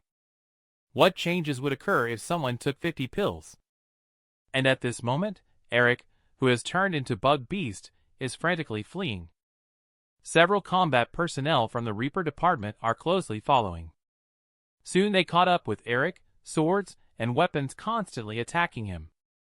He wanted to beg for mercy, but could only let out helpless cries. As Captain's hand rose and fell with a knife, Eric also finally lost his resistance. Afterwards, Captain ordered everyone to recover the body. But at this moment, the ground suddenly started shaking. Captain turned around at the sound. He found that half of his team members were stuck in the mud pit. There were also 2 unfamiliar figures appearing ahead. At this time, the captain realized that the newcomers were unfriendly. So he inquired about their identities. But Camel ignored the man and had Kid take the body away. However, Kid disagreed because he wanted to get rid of the humans in front of him. In the blink of an eye, the soil controlled by Kid was about to swallow 2 Reaper team members. Captain not only did not attack upon seeing this, but also withdrew his own long sword. He even leisurely lit a cigarette. This scene not only stunned the enemies across from him. The team members also couldn't understand Captain's intentions. They just saw Captain calmly saying, "I'm wondering why you all are going to such lengths to obtain this body." No one noticed that the red mark on his scabbard had turned green. Your squad mate is almost out of time, and you're still thinking about such boring questions. Do you really have the heart to watch them lose their lives? Upon hearing this, the captain finally raised his weapon and aimed at the enemy. Kid was a bit puzzled by this. "Can you actually attack us from such a distance?" Just as Camel was about to warn him to be careful, Kid was hit by a green electrical flow. Seeing his companion fall in front of him, the angry Camel instantly activated beautification. "You despicable human." At this time, Captain was not idle either. He powered up again and shot the electrical flow towards the opponent. Camel waved his knife hand when he saw the situation. He thought he had successfully blocked this blow. But the next second, he felt shocked. "Is it useless even if you block this thing?" The team members took this opportunity to climb upwards desperately. Captain suddenly disappeared from the spot with a leap. At the moment he rushed toward Camel, he instructed the team members to retrieve the body, ensuring it would not fall into the hands of the enemy. As soon as his words fell, the weapons of the 2 clashed together. With just one strike, the captain knew that this was definitely a dangerous guy. Camel also drew the other long sword behind him. But the 2 had similar strength. Neither could overpower the other in a short time. Camel doesn't want to waste time. He immediately exerted all his strength and swung his sword at Captain. Feeling the opponent's powerful attack, Captain couldn't help but break out in a cold sweat. Just saw Captain taking a puff and inhaling the entire cigarette in one breath. Then he exhaled smoke and enveloped Camel in it. However, Camel showed a look of disdain and dispersed the smoke with a single swing of his knife. Yet Captain in front of him was nowhere to be found. The sudden sound of electrical flow behind him alerted him. But just as he turned around to check the situation, he was struck hard by Captain's sharp knife. But fortunately, this was not a fatal blow. Captain asks again about their intentions to get the body. But vibrations came again under his feet. Captain, who sensed danger, immediately leaped backward. Unexpectedly, what awaited him below was precisely at that moment. There was no escape for him. Fortunately, squad mate arrived in time to block this dangerous blow. However, right after that, another red spike emerged from the ground, piercing through one squad mate's body. It was then that he realized it was the gullet with teeth. Before a few people could react, the bald man was thrown into the air. Then he was thrown into the mud pit. Camel finally realized that Kid had been pretending to be dead all along. The boy who was completely transformed into a bug slowly emerged from the ground at this moment. It seems that he should be a bug beast bald man like Skyworm slowly appearing in front of everyone. The two immediately decided not to play anymore. Take away the body first, and then figure it out. Then Kid sank Eric into the quagmire. Camel asked Kid to take the body back to the club first, and he would cover their tracks. Club? That is the only information Captain received today. The opponent is about to flee. Captain raised his weapon at them again. But to his surprise, the scabbard has run out of power. At this moment, the surrounding buildings also began to tremble continuously.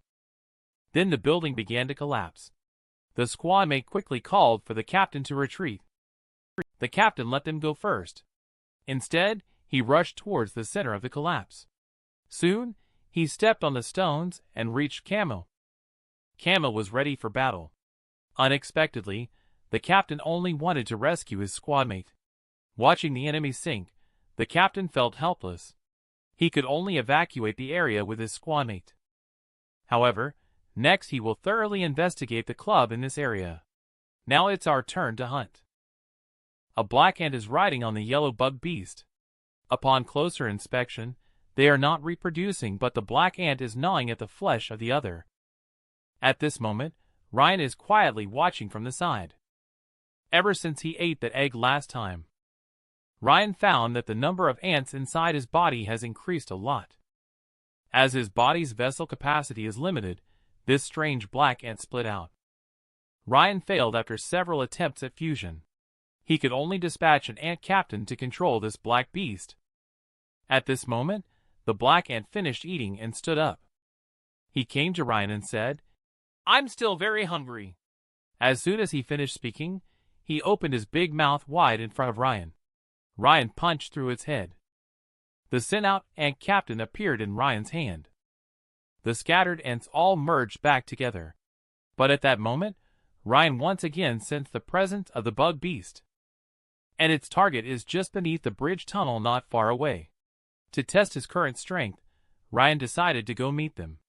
Just as he was rushing towards the other party, he suddenly sensed the disappearance of the aura of a bug beast. Soon, Ryan arrived near the bridge tunnel. He then concealed his aura and looked into the tunnel. He found a bug beast's corpse lying under the feet of a rhino beast. The culprit is the red ladybug beast across from him. Because there are too many rules in the club, I can only invite you out for a practice match.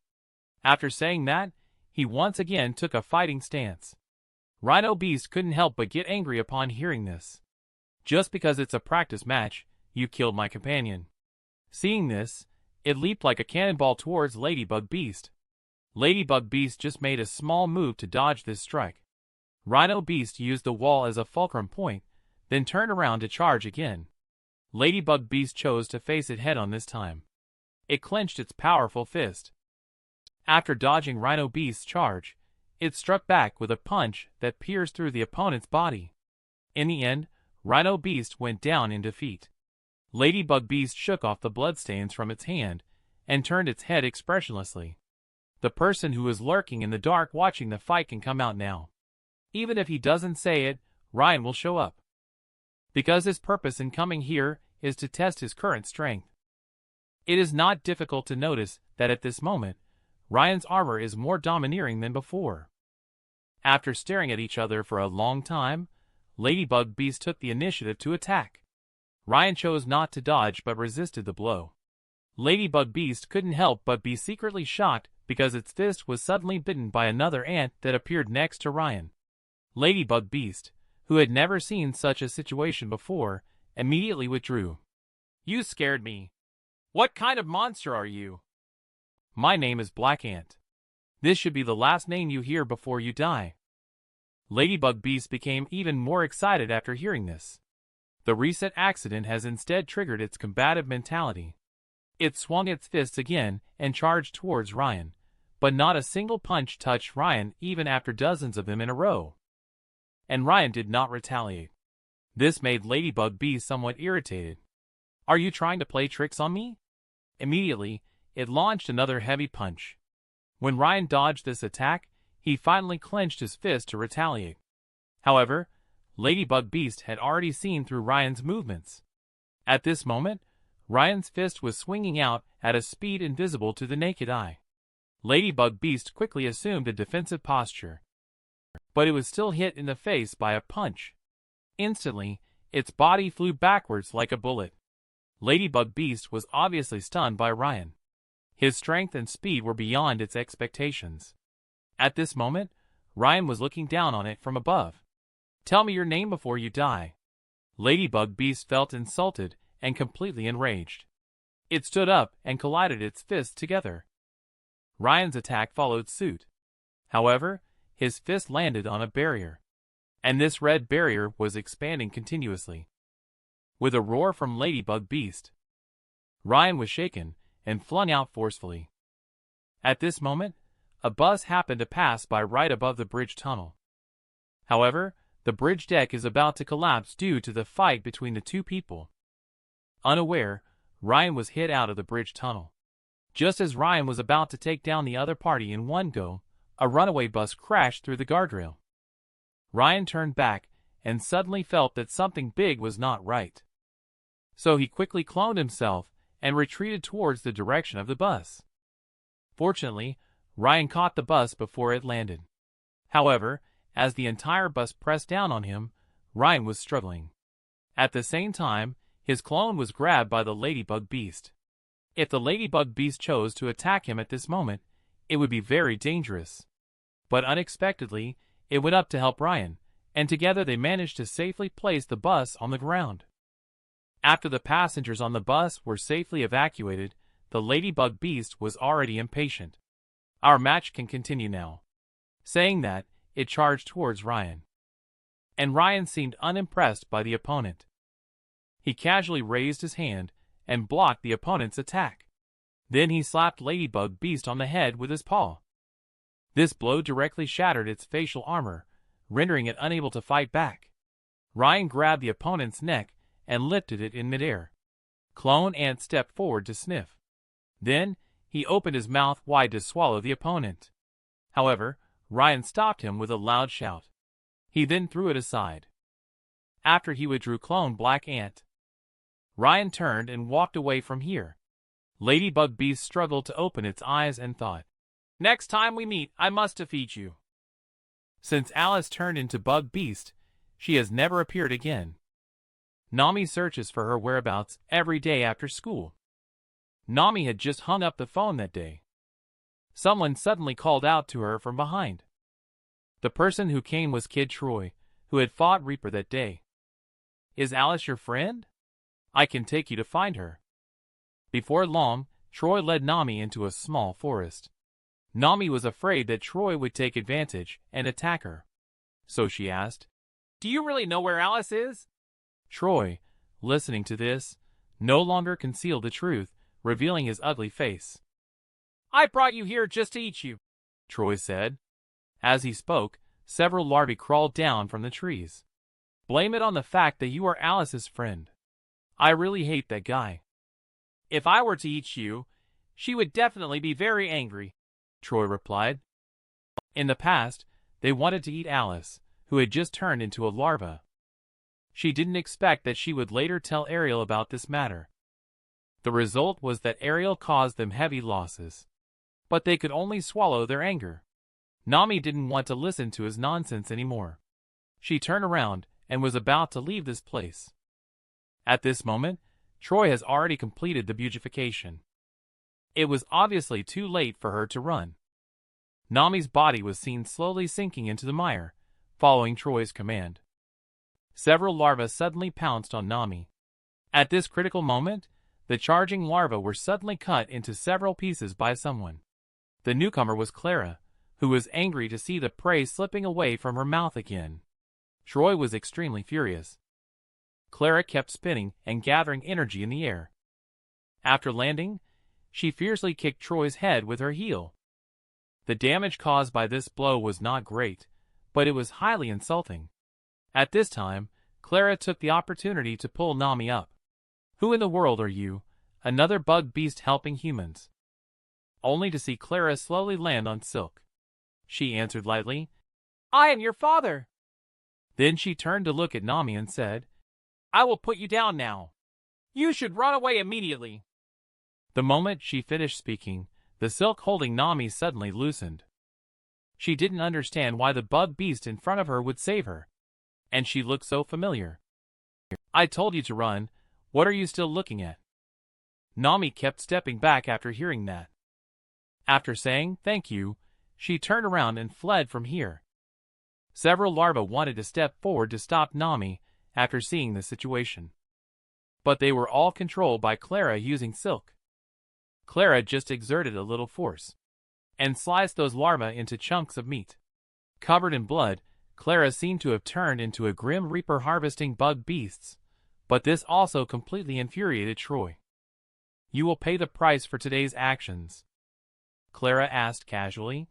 "Are you a member of the Skyworm organization like Camel?" Troy couldn't help but burst into laughter at the words. "Since you know I'm with the Skyworm organization, you better surrender now." "I know it's difficult for me alone to deal with members of the Skyworm organization. But what if I consume this egg?" Troy was also shocked to see the egg in Clara's hand. "How did you get that thing?" Clara ignored the other person.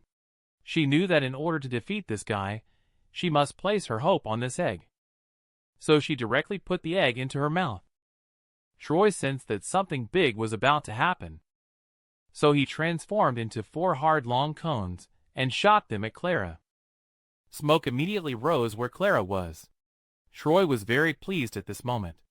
How big of a boost could just one pill provide? What a fool.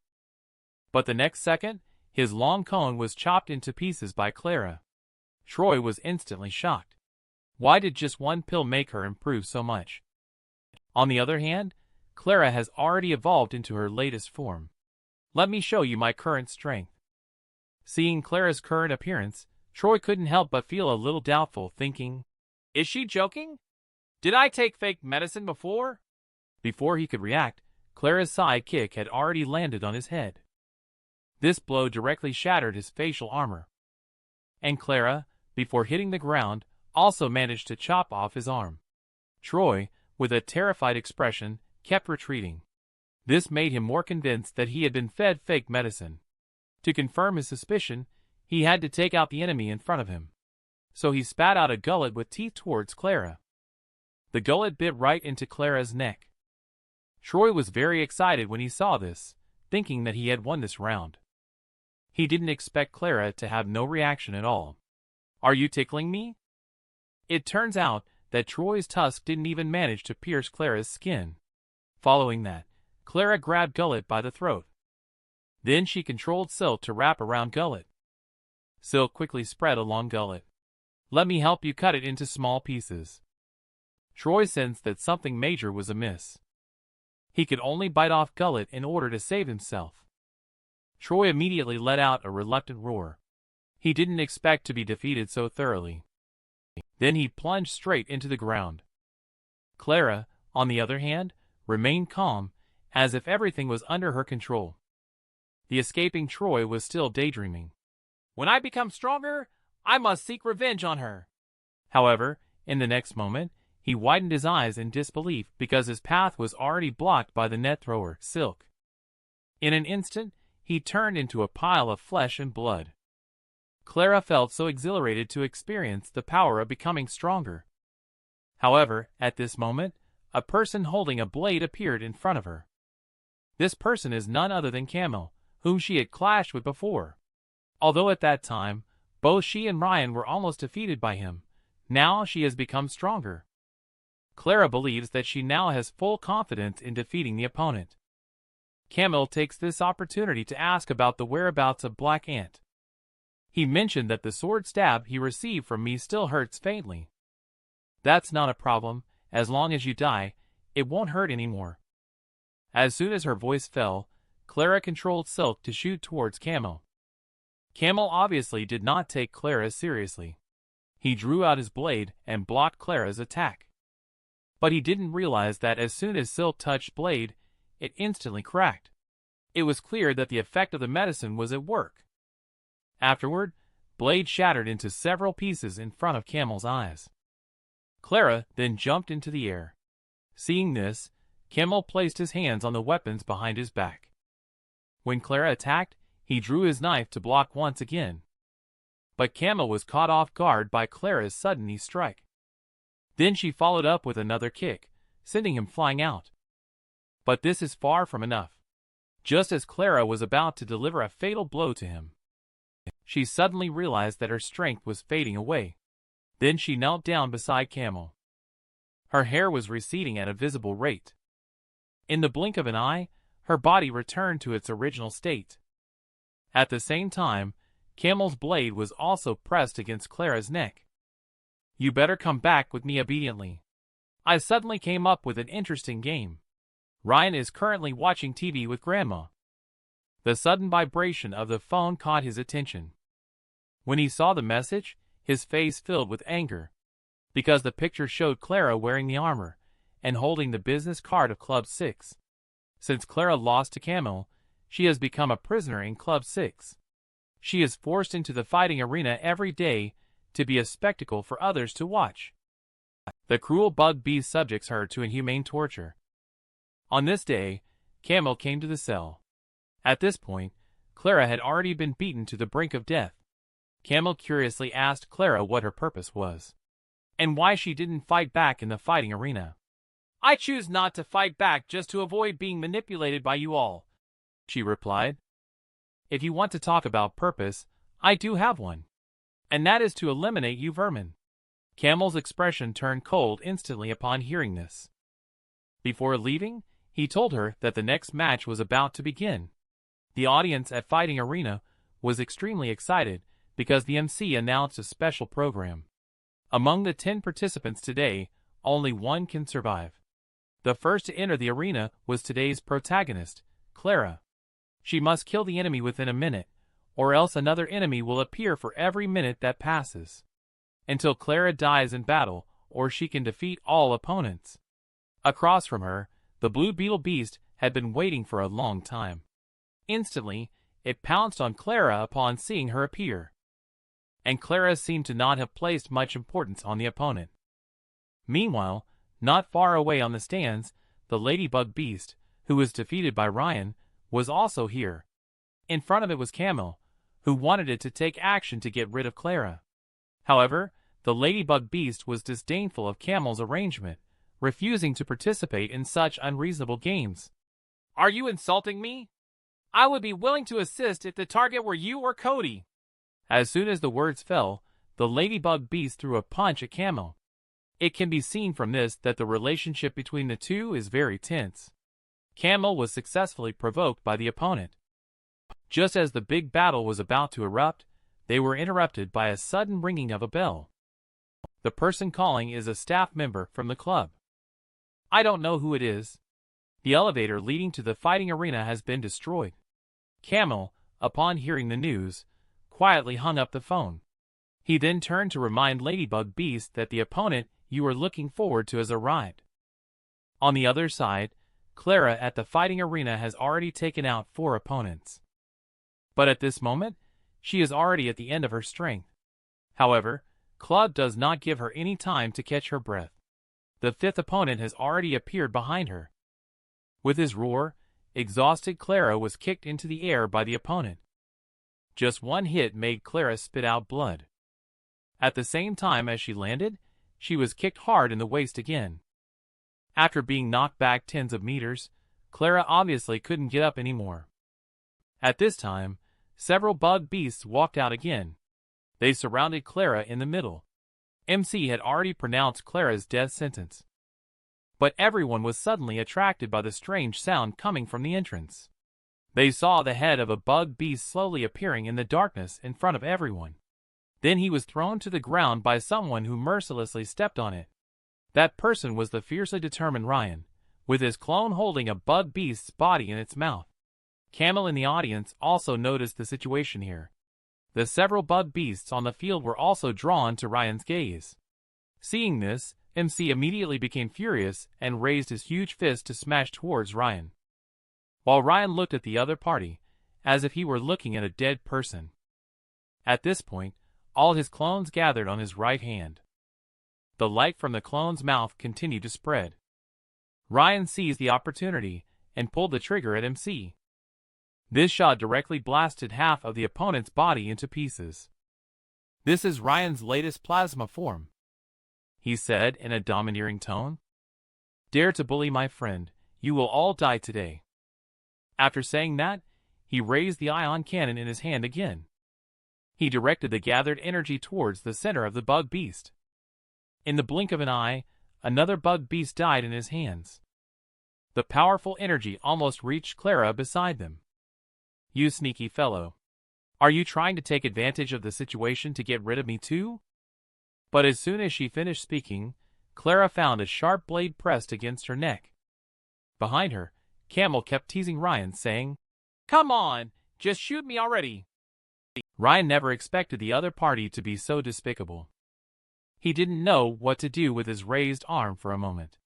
Camel was sure the other party wouldn't dare to open fire. So he ordered Underling to take out Ryan. Seeing such a large number of enemies, Ryan dared not underestimate them, so he covered his head with armor. He immediately fired a shot. He once again took care of an enemy. Ryan then recharged again. He aimed the cannon at the largest bug beast. Then, without hesitation, he pulled the trigger. But in that critical moment, the giant bug beast grabbed a small bug beast nearby and threw it towards the incoming cannonball. The giant bug beast raised its powerful fist. Before Ryan could react, the entire body of the giant bug beast pounced on him. It pressed Ryan tightly underneath. Seeing this, Camel thought victory was within grasp, and ordered the giant bug beast to bring Ryan over. But after a long time, there was still no response from the other side. By the time he realized something was wrong, it was already too late. Only to see the face of the giant bug beast began to melt. Then an explosion blew it to pieces. And Ryan emerged unscathed from inside. Camel, who is known as the strongest combat force of the Skywarm organization, is now so frightened that he has resorted to taking a woman as a hostage. This is because Ryan's latest form has made him sense danger. In just a few rounds, he has eliminated all bug beast warriors in the fighting arena. Seeing Ryan so powerful, Camel curiously asks if you also have consumed larvae. At this time, Ryan still has a face full of killing intent. "Please release my friend." With that, he slowly approached Camel. Seeing this, Camel brought Blade closer to Clara. The spectators in the stands saw the player they had bet on being taken out. They all shouted at Camel to refund their money. This instantly angered Camel, who was already furious. He slowly turned his head, his face full of killing intent, as he looked at the crowd. He then angrily shouted, "Shut up if you don't want to die!" Ryan is afraid of Clara getting hurt and dare not act rashly. At this moment, a voice suddenly called out to Ryan, "Your opponent is me!" The newcomer is the red ladybug beast. Ryan curiously asked if he had come to seek revenge on her. The ladybug beast did not respond. Instead, she charged directly towards Ryan. Ryan prepared for battle, but the ladybug beast unexpectedly bypassed Ryan and charged towards his back. Then it landed a straight punch directly on Camel's face. This punch immediately rescued Clara, who was in danger. Camel was sent flying for several meters before stabilizing himself. Camel was now completely enraged. On the side, Ryan and Clara also looked puzzled. Ladybug Beast explained that they couldn't stand Camel's actions. "I want to have a man-to-man fight with you. Leave this to me. You and your girlfriend go first. I'm only here to get back my emergency rations, but thank you anyway." With that, Ryan slung the emergency rations over his shoulder. Before Clara could react, Ryan sprinted towards the exit. Camel was very confused by Ladybug Beast's actions. "Aren't you afraid that Cody will eat you for doing this?" Ladybug Beast didn't respond, just slowly walked towards Camel. The battle between the two was about to begin. At this moment, Clara was a bit curious. "How did you come down without the elevator key?" But when she saw the hole, she instantly understood. Just as Ryan was about to leave this place, a sudden cascade of falling rocks from above made him feel uneasy. Just now, Eric, transformed into Bug Beast, was brought before Cody as food. Bug Girl, standing on the side, couldn't help but drool when she saw it. Cody didn't want to share with anyone. He gave the other a warning look. As long as I eat this fleshworm, my strength should be on par with those guys above. Saying that, he grabbed the Bug Beast and prepared to enjoy it. But just then, vibrations suddenly came from the room. At the same time, a panicked underling also ran in. Bad news! Our fighting arena has been invaded, and those people are about to escape. Upon hearing this, Cody went to the underling. Do I have to personally deal with such a trivial matter? The underling wanted to explain something, but the next moment, Cody pierced his head. I don't need useless people here. It looks like I have to do some exercise before the meal. Ryan just took the first step here. A deathly breath instantly hit. It turned out that Cody was waving his fist and charging down. This punch directly embedded Ryan into the ground. This is just one punch from Cody without transforming. He smashed Ryan's armor and made him spit blood. Cody, interrupted while feeding, appeared exceptionally angry. He then lifted the dying Ryan into the air. At this moment, Clara on the side was already trembling with fear. She had never experienced such a powerful sense of oppression before. Even Ryan seemed completely powerless in front of him. Don't worry, I won't kill you right away. I hope you can make me happy by letting me have some fun. He threw a heavy punch to Ryan's stomach as soon as he finished speaking. Before Clara could react from shock, Cody instantly passed by her side. When Clara turned around, Cody's heavy foot had already landed on Ryan. Then, he was inhumanely torturing Ryan. Defiant Ryan roared in agony. Are you giving me a massage? But the force is not enough. However, his stubbornness was only causing himself more trouble. Cody only saw him grab Ryan's head. Since you can't make me happy, then just go die. But at that moment, a clone suddenly appeared behind Ryan. The clone wrapped around Cody's arm and lifted his head, about to devour him. Cody had no choice but to throw Ryan aside and throw a punch at the clone. But the next second, his punching arm was also controlled by several blue silks. This is Clara using her ability to restrict the opponent's movements. However, it is obvious that she cannot persist for long. The duo's skilled moves appeared like toys in his eyes. In the other side of the fighting arena, Ladybug Beast was already covered in wounds. Camel also collapsed in exhaustion on the ground. Looking at him, it was clear he wasn't taking advantage of Ladybug Beast here. Ladybug Beast stood in front of Camel and raised his middle finger. Your strength and character are far inferior to Black Ant. Before he could finish speaking, there was a loud noise as the wall behind him was smashed open. It turned out that Ryan and Clara had been thrown in from that side. This immediately caught Ladybug Beast's attention. Cody walked out slowly from inside. Camel, you took quite a beating. Camel tried to explain when he saw the situation. He was interrupted by the angry Cody. Who did this to you? You are my subordinate, Camel. Before meeting Ryan, Ladybug Beast only wanted to defeat Cody. The audience present looked confused because it was their first time seeing Boss Cody being friendly and waving to the audience. Then, he looked towards Ryan and the others. You haven't eaten, have you? Camel, go and get some food for me. Camel thought he had misheard and was about to confirm again. He was stopped by Cody's gaze. Camel immediately got up and flew towards the audience stands. Ryan and the others couldn't help but be curious about what the other party was up to. They saw a figure slowly descending from above. Upon closer inspection, it turned out to be a human. At the moment when this person landed, his body slowly transformed into a larva. Cody had arrived behind him. The smell of it still tasted as delicious as ever. Then more and more humans turned into bug beasts fell from above. Cody came up behind him. The smell was as delicious as ever. Humans who turn into bug beasts keep falling from above. Soon, Ryan and his group were surrounded.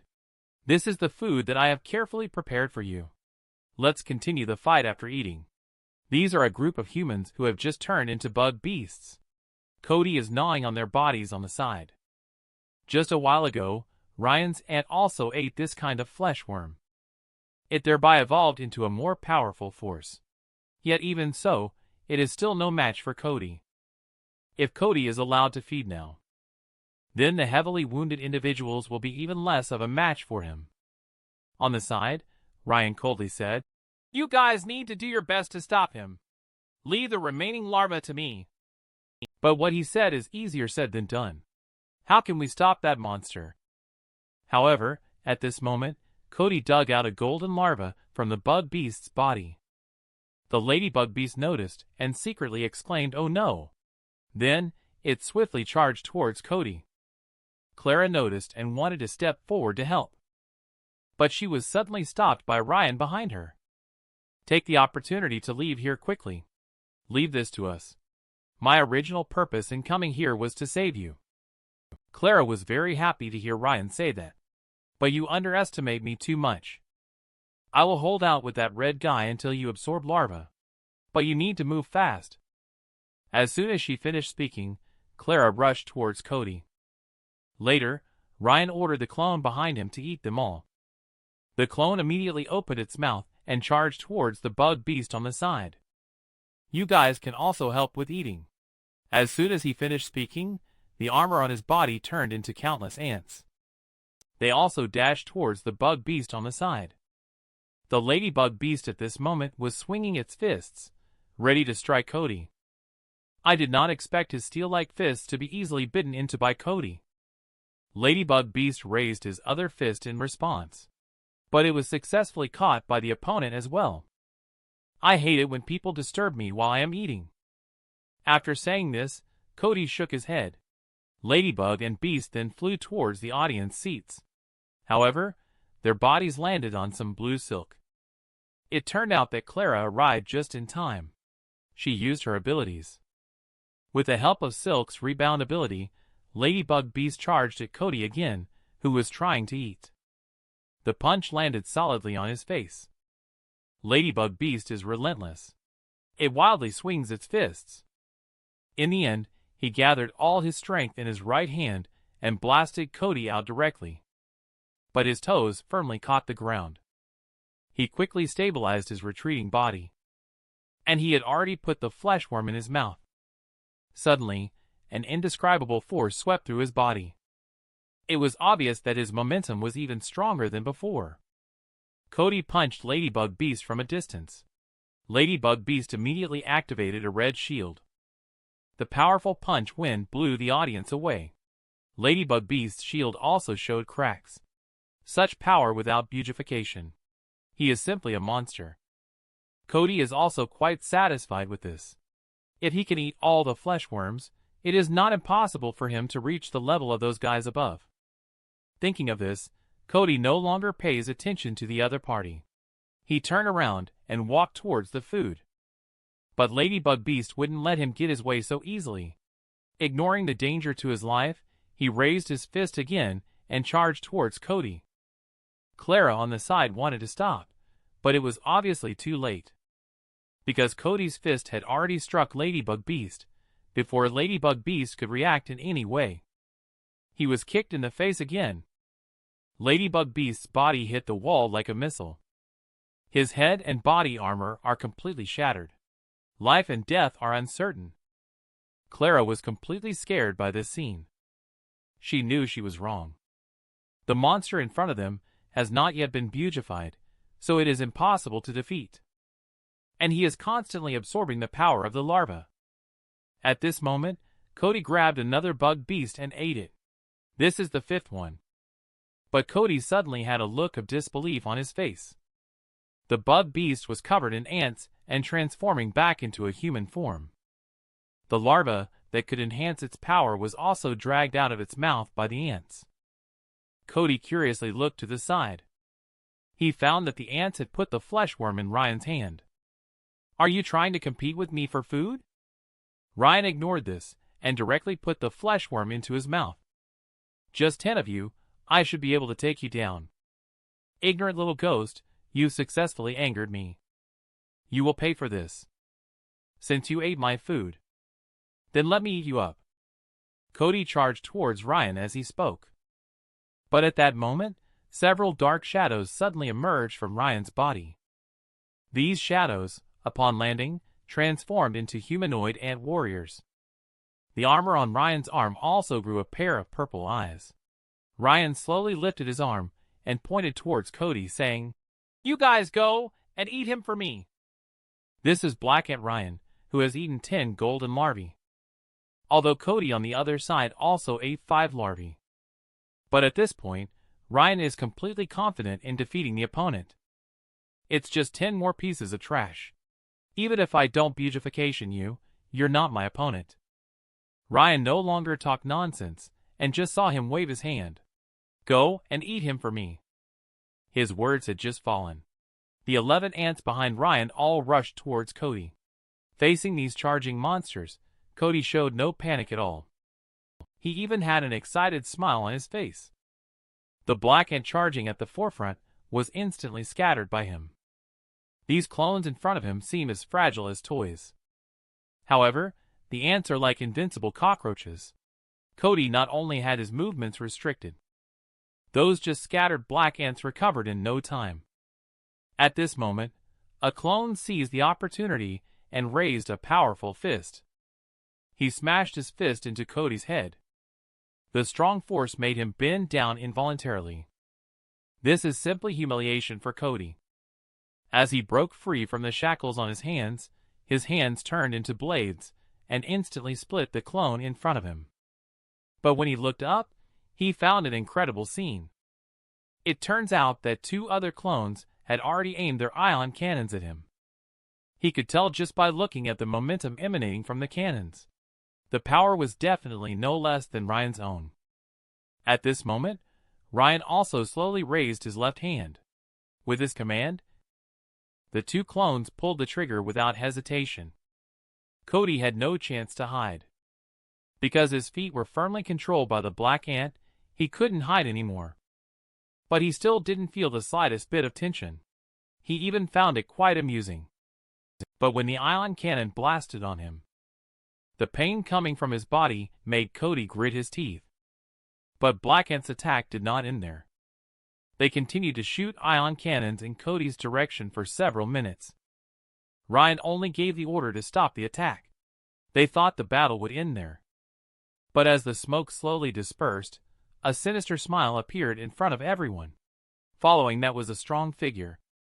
This person is none other than the beautification transformed Cody Emperor Tiger Beetle Beast. Such a fierce attack didn't harm him in the slightest. You're actually quite good. You've even forced me to consider beautification. I am becoming more and more interested in you. I almost don't want to kill you. Ryan didn't want to listen to his nonsense anymore, so he waved his hand directly. 2 clones aimed the ion cannon at Cody again. But this time, before they could pull the trigger, Cody punched them into pieces. Just the force of the punch blew a big hole in the wall behind Ryan.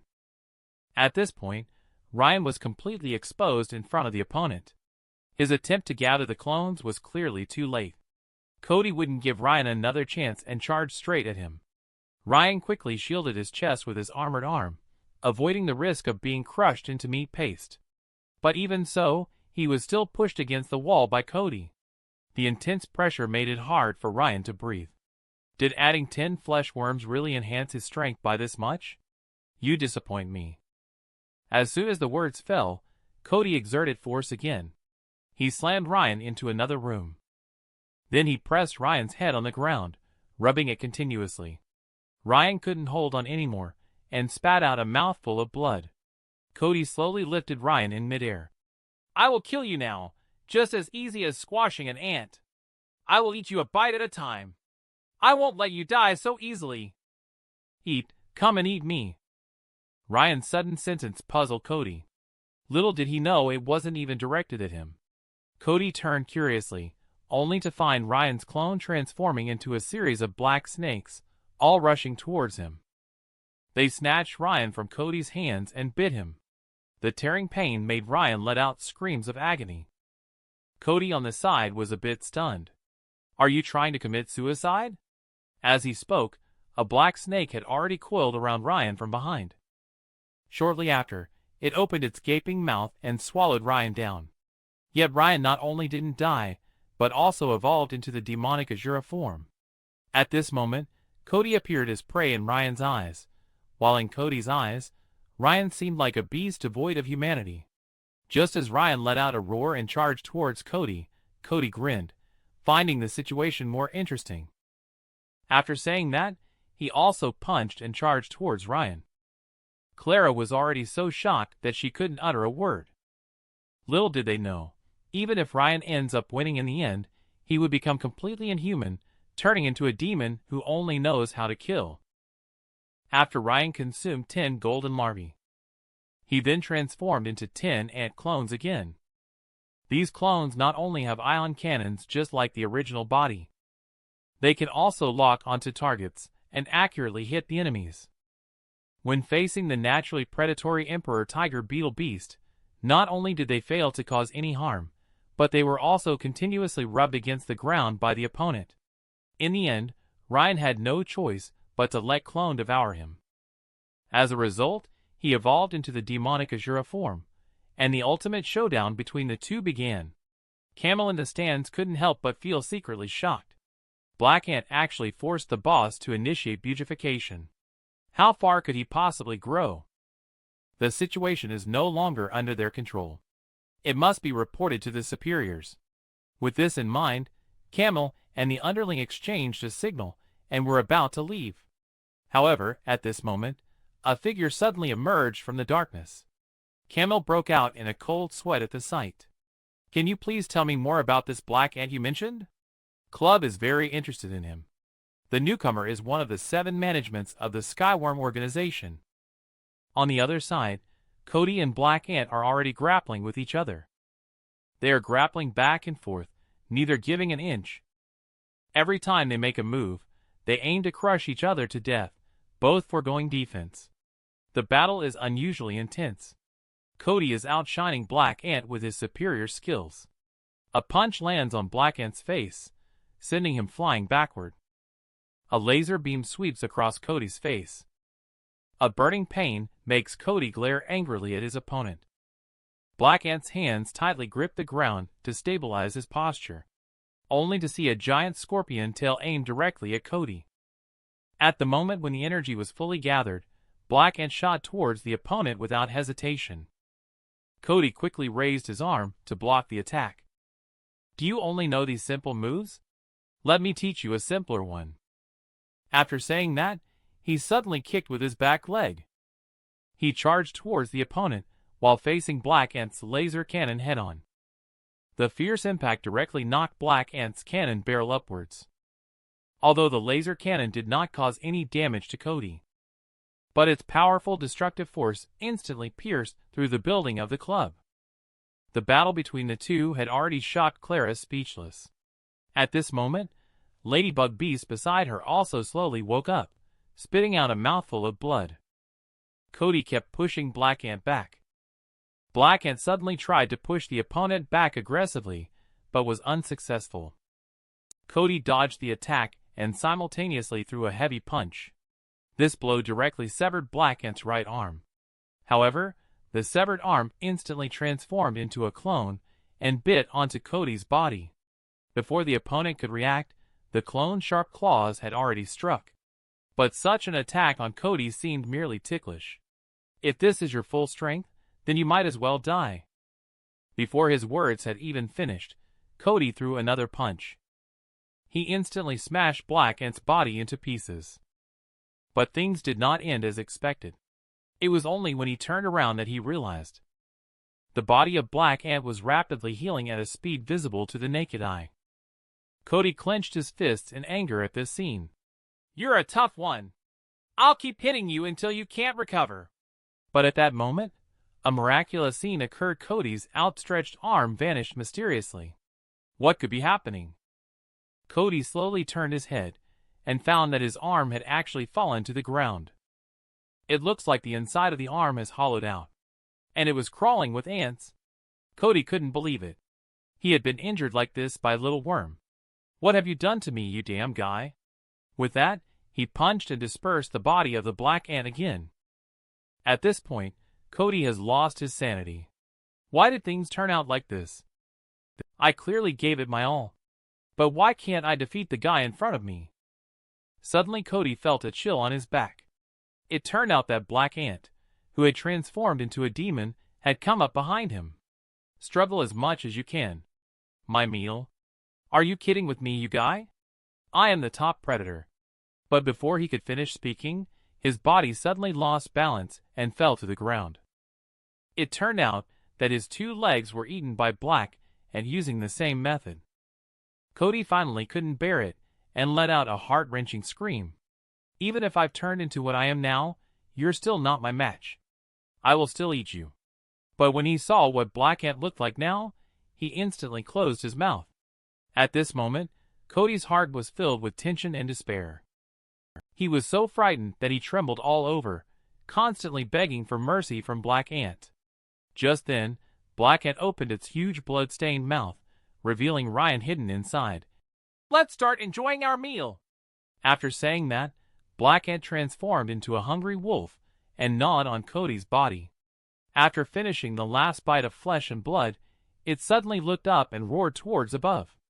Upon hearing the commotion, Clara arrived with Ladybug and Beast by her side at Black Ant's location. What came into view was Ryan wrapped up by Black Ant, as well as Cody's broken body on the ground. This scene immediately shocked Clara. Ryan, are you okay? Little did she know that the person in front of her was no longer Ryan. The figure slowly turned its head.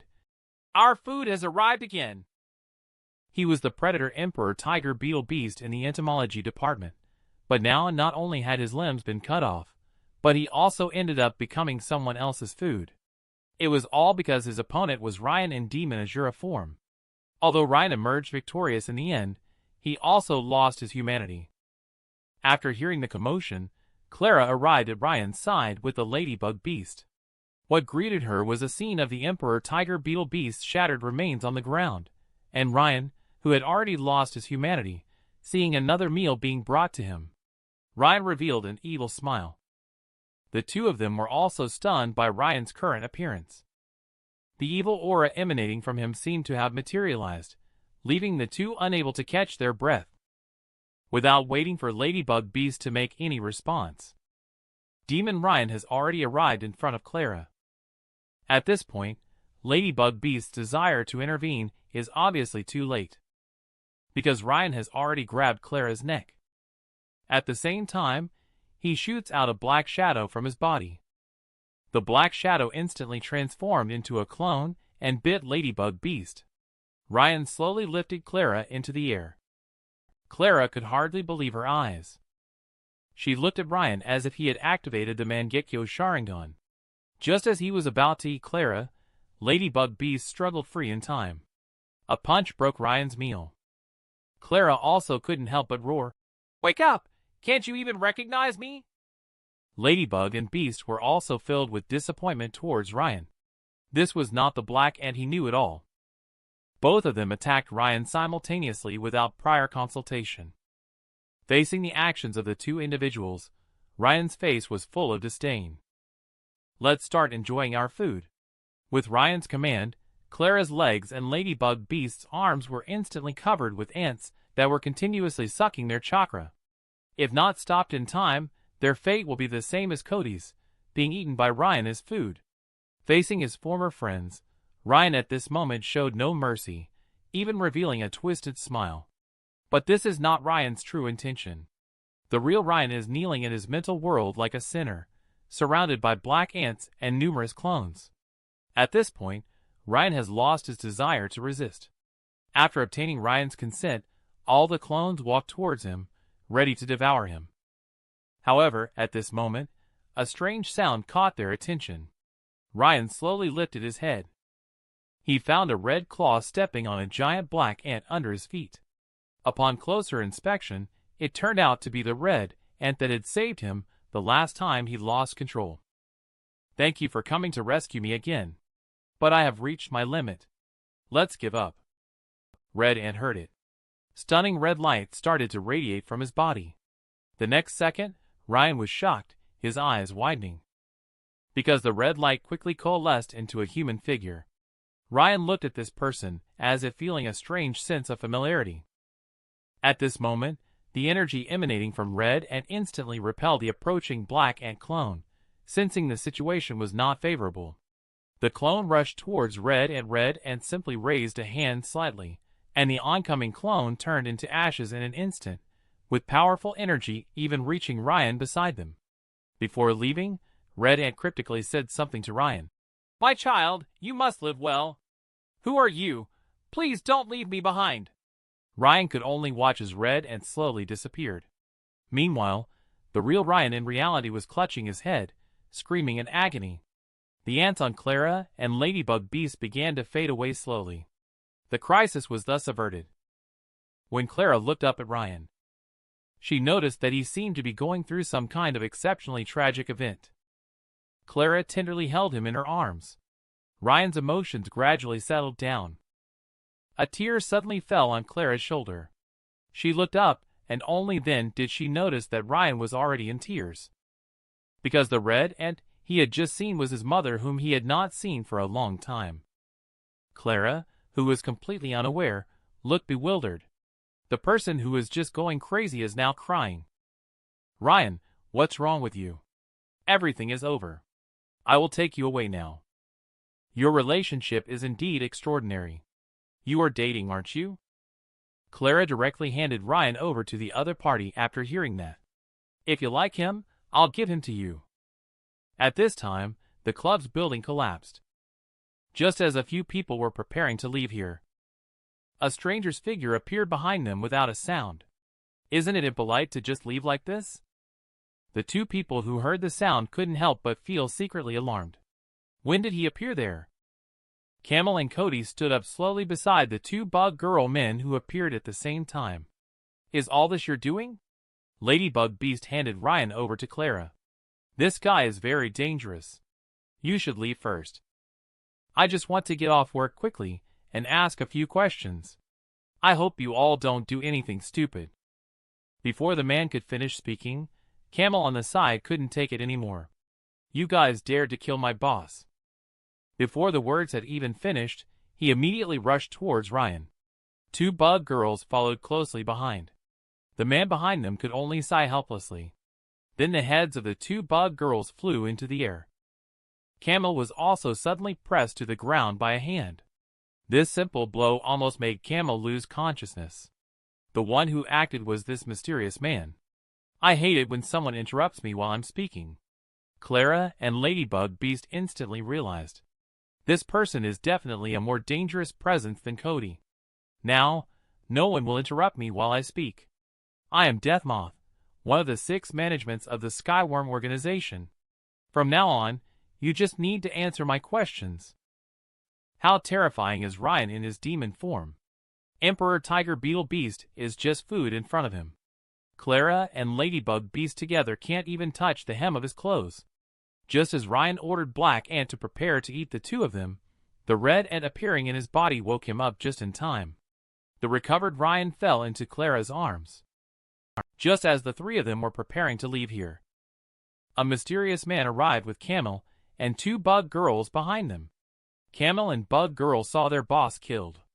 Angry, they rushed towards the three of them. But the next moment, the heads of the two Bug Girls flew into the air. Camel also lost consciousness after being struck by someone. It was the mysterious man who acted. "Sorry for making you a laughingstock. I am one of the management members of the Skyworm organization. I want to ask you some questions. Firstly, our leader Brad admires you a lot. Do you want to join the Skyworm organization?" The three people didn't expect the other party to ask such a brainless question. "Where is that guy named Brad that you're talking about? I wish I could kill him right now. Please do not casually call our leader's name. I can't help but want to kill you. You said you are one of the management. How many people are there in total?" "There are a total of 6 people who are of similar strength as me in the cadre. Cody has been striving to become a cadre. Unfortunately, he was killed by you guys. However, the organization had been looking disapprovingly at him for a while. Even if you didn't take action, I would have solved him this time. We simply do not value individuals like him, who rely on worms to enhance their strength. The Skyworm organization is currently engaged in intense battles with humans. Our goal is to replace humans as the top of the food chain. Clara and Ladybug Beast couldn't help but feel secretly alarmed after hearing this. I can kill all of you instantly right now. But Leader has specifically instructed me to spare your lives. So do you want to join the Skyworm organization or not? All you need to do is answer yes or no. Both of them find this guy's tone of speech very irritating. They both raise their middle fingers at each other unconsciously. The meaning couldn't be more obvious. But this also successfully angered the man in front of them. At this moment, Ladybug Beast suddenly stepped forward. I don't know what grievances exist between you. I just want to compete with the strong. If I join the Skyworm organization, won't I miss out on a lot of fun? Men like Ladybug Beast are very attracted to girls. Single brothers can first check out the comments section of the dating app. Next door younger sister. Gentle older sister, sweet goddess. Being picky among hundreds of girlfriends. Easily find the ideal type. Not only have a regular job, but also take the initiative to be enthusiastic.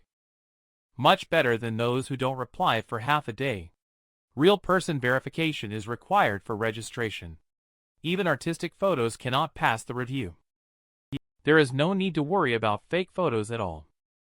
My brother found a 165 centimeters dance teacher within a week of downloading. Pretty and gentle. I just want to remind you here, go quickly to the comments section. Clara doesn't need to be mentioned. It was all Brad's fault that her family was destroyed and lives were lost. She would rather die than join the Skyworm organization. The man who was originally angry laughed when he heard their words. Young people can be arrogant but not ignorant. I understand your point now. After speaking, the man threw Camel in front of them. This guy counts as my gift to you. Among you, there are those who need to rely on eating Bug Beast to survive. The person he's talking about is obviously Ryan. Whether you kill him or feed him to eat, it's up to you how to deal with it. After saying that, he disappeared on the spot. Ladybug Beast finally breathed a sigh of relief. Then the few people left this place of right and wrong. Soon they flew to the top layer. Ladybug Beast casually tossed Camel aside. Clara couldn't help but roar in anger. What are you doing with this burden? Don't you think this guy is pretty pitiful? Plus, the floor is about to collapse. I still need a sandbag. A group of people are approaching them as they speak. Ladybug Beast realized it was too late to react. Reaper Squad arrived in front of them in the blink of an eye. Ladybug Beast hurriedly shielded the two people behind them. Squad's members informed Joel, who was still downstairs, of the situation. Then, they rushed towards the group of people. Clara held Ryan with one hand while using the other hand to create a human figure out of silk that looked exactly like Ryan, making sure they wouldn't be discovered. So the few people stopped bothering them after covering their faces. Reaper Squad showed no mercy and fired several shots at them. However, these bullets were unable to break through Ladybug Beast's armor. Ladybug Beast raised its fist in anger. He then smashed hard towards the ground to stop members of Squad from pursuing them. Joel managed to escape from the enemy. Clara and a few others broke through the building of the club, although they looked a little disheveled. But they still managed to escape from the scene. Joel also fired several shots at the few people when he saw the situation. But this distance was obviously out of range. He could only watch as the few people escaped. It is comforting that they caught a Bug Beast at the scene, which turned out to be the abandoned camel. It's strange that the large fleshworm Cody was about to eat is missing. No one knows who secretly ate it. The Reaper Squad captain, who hasn't been seen for a long time, has reappeared. He has summoned other captains to hold an important meeting. They are all the strongest members of the Reaper department. He was originally the strongest combatant of Club 6. Camel once fought Ryan and Clara with just one hand and didn't fall behind. But now not only has his boss been killed, even he himself has become a captive of the Reaper Squad. After experiencing some terrifying events, the Squad B group captain called for an emergency meeting. The people attending the meeting are all members of the Reaper Department cadre. Someone said that the Reaper Department is weak. If you could see their battles later, you wouldn't say that. The one-eyed captain on the side impatiently asked, "What is the main topic of this meeting? We are clearly at the same level. Why should we listen to his call?" Each of them expressed their dissatisfaction. The meeting was chaotic for a while. "I heard that there have been many accidents in the area under your jurisdiction. We have lost a lot of resources because of this. Please explain." This is exactly the purpose of this meeting. This person is in Squad B group combat personnel. However, his words were met with mockery from another person. The relationship between the two is obviously strained. "I heard that one of your underlings also received insect genes and has now become a special member who is rising rapidly. But you seem indifferent and ignore this." "I have also received insect genes. What's wrong with that? You are just jealous that others have become more powerful than you. In fact, Captain B just hates insects. It's just a momentary inability to accept it. Why are there insects buzzing around in a department that is clearly meant for catching bugs? Should I kill them to make this place quieter?" Man with glasses is also very dissatisfied. "You can try it." Their conversation woke up a sleeping captain. "Please everyone be quiet. I will announce the meeting agenda. This time we are mainly gathered to deal with the all-out attack by insects. We need a large number of combat personnel." "Are you talking about total war? Do those insects dare to attack our headquarters?" "You are right. Lately, these insects have been very active. They have formed a group called the Skyworm Organization." One-eyed captain said that the bug beasts from the Skyworm Organization that they fought against are indeed different from ordinary bug beasts. At this moment, the long-haired man took out a notebook from his arms. "Let me show you this. Take a good look at the content inside, and let's come up with a question. Is the photo of the experiment subject a mother and son?" Masked Man saw this and snatched the notebook. He always felt like he had seen the experiment subject on the notebook somewhere before. Suddenly an old man walked in through the door. "Although I don't know where you got that book from. But please stop spreading it. This person is the doctor of the laboratory. Is this book yours? Please tell us about the situation described in it." "That book belongs to my student. However, I watched all the experiments described in it from the side. The castle plan is a secret project carried out by the experimental team. Very few people know about it. We have created a total of 3 experiment subjects, and they have been very successful. But one day, the laboratory suddenly caught fire and destroyed everything. When the relevant department arrived, only 1 experiment subject was left inside. Where is that experiment subject you mentioned? Why do we know nothing about it?" The doctor also shook his head. He only knows this much. The people above are the only ones who know the rest. "You've been researching that book to combat Bug Beast, haven't you? You can totally become stronger by trying out the insect genes that I developed. Your department has always rejected my research. Why not take this opportunity to give it a try?" The student of Masked Man injected my insect genes. He has now been promoted to the next branch leader position. The old man became more and more excited as he spoke. He paid no attention to a cold stare watching him closely. Masked Man couldn't stand it anymore. He slammed his fist on the table. The marble tabletop shattered instantly from the impact. Doctor finally closed his mouth. "If you dare to make such demands to our team again, I will smash your head next time." However, this once again brought mocking from Man with glasses. "It's because of your supreme human dignity that your underling has died so many people. Don't be discouraged, old man. Our group is very interested in studying you. Next time you have a reinforcement experiment, please don't forget our team." The meeting ended in chaos like this. "Let's go, let's head back too." At this moment, they had no idea. The group has been under attack internally. These 2 brothers don't know if everyone still remembers them. Before, they killed a bug beast on the train. At that time, a golden larva crawled out of the bug beast's body. The larva also shot into the head of the older brother. He can see it swimming inside clearly. At this time, the young brother is under attack in the branch. Surprisingly, it was his older brother who made the move.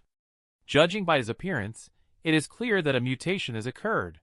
He eliminated all the guards here, and stabbed blade into the young brother. Then, he arrived at an iron gate. He pressed the switch without hesitation. As the iron gate slowly opened, a figure emerged from inside. Brother showed an extremely excited expression after seeing this. That huge black shadow looked so familiar.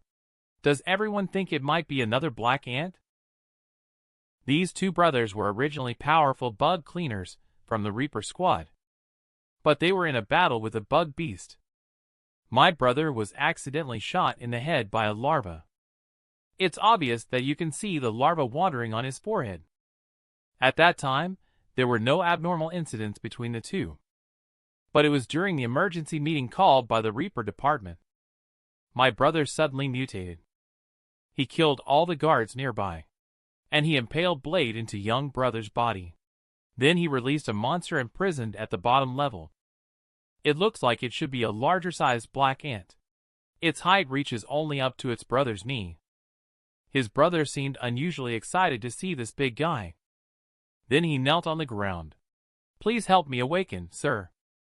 Monster ignored his request and reached for his head instead. The brother thought Monster would fulfill his wish. But to his surprise, this monster just squeezed his head with a little force and crushed it. Fresh blood sprayed everywhere instantly. Due to a level 1 alarm sounding, all combat personnel rushed over here. And they also sprayed insecticide here in advance. The squad members quickly surrounded the black monster. Upon seeing this, the monster released the brother, who was now only left with his body. The squad members did not waste any time.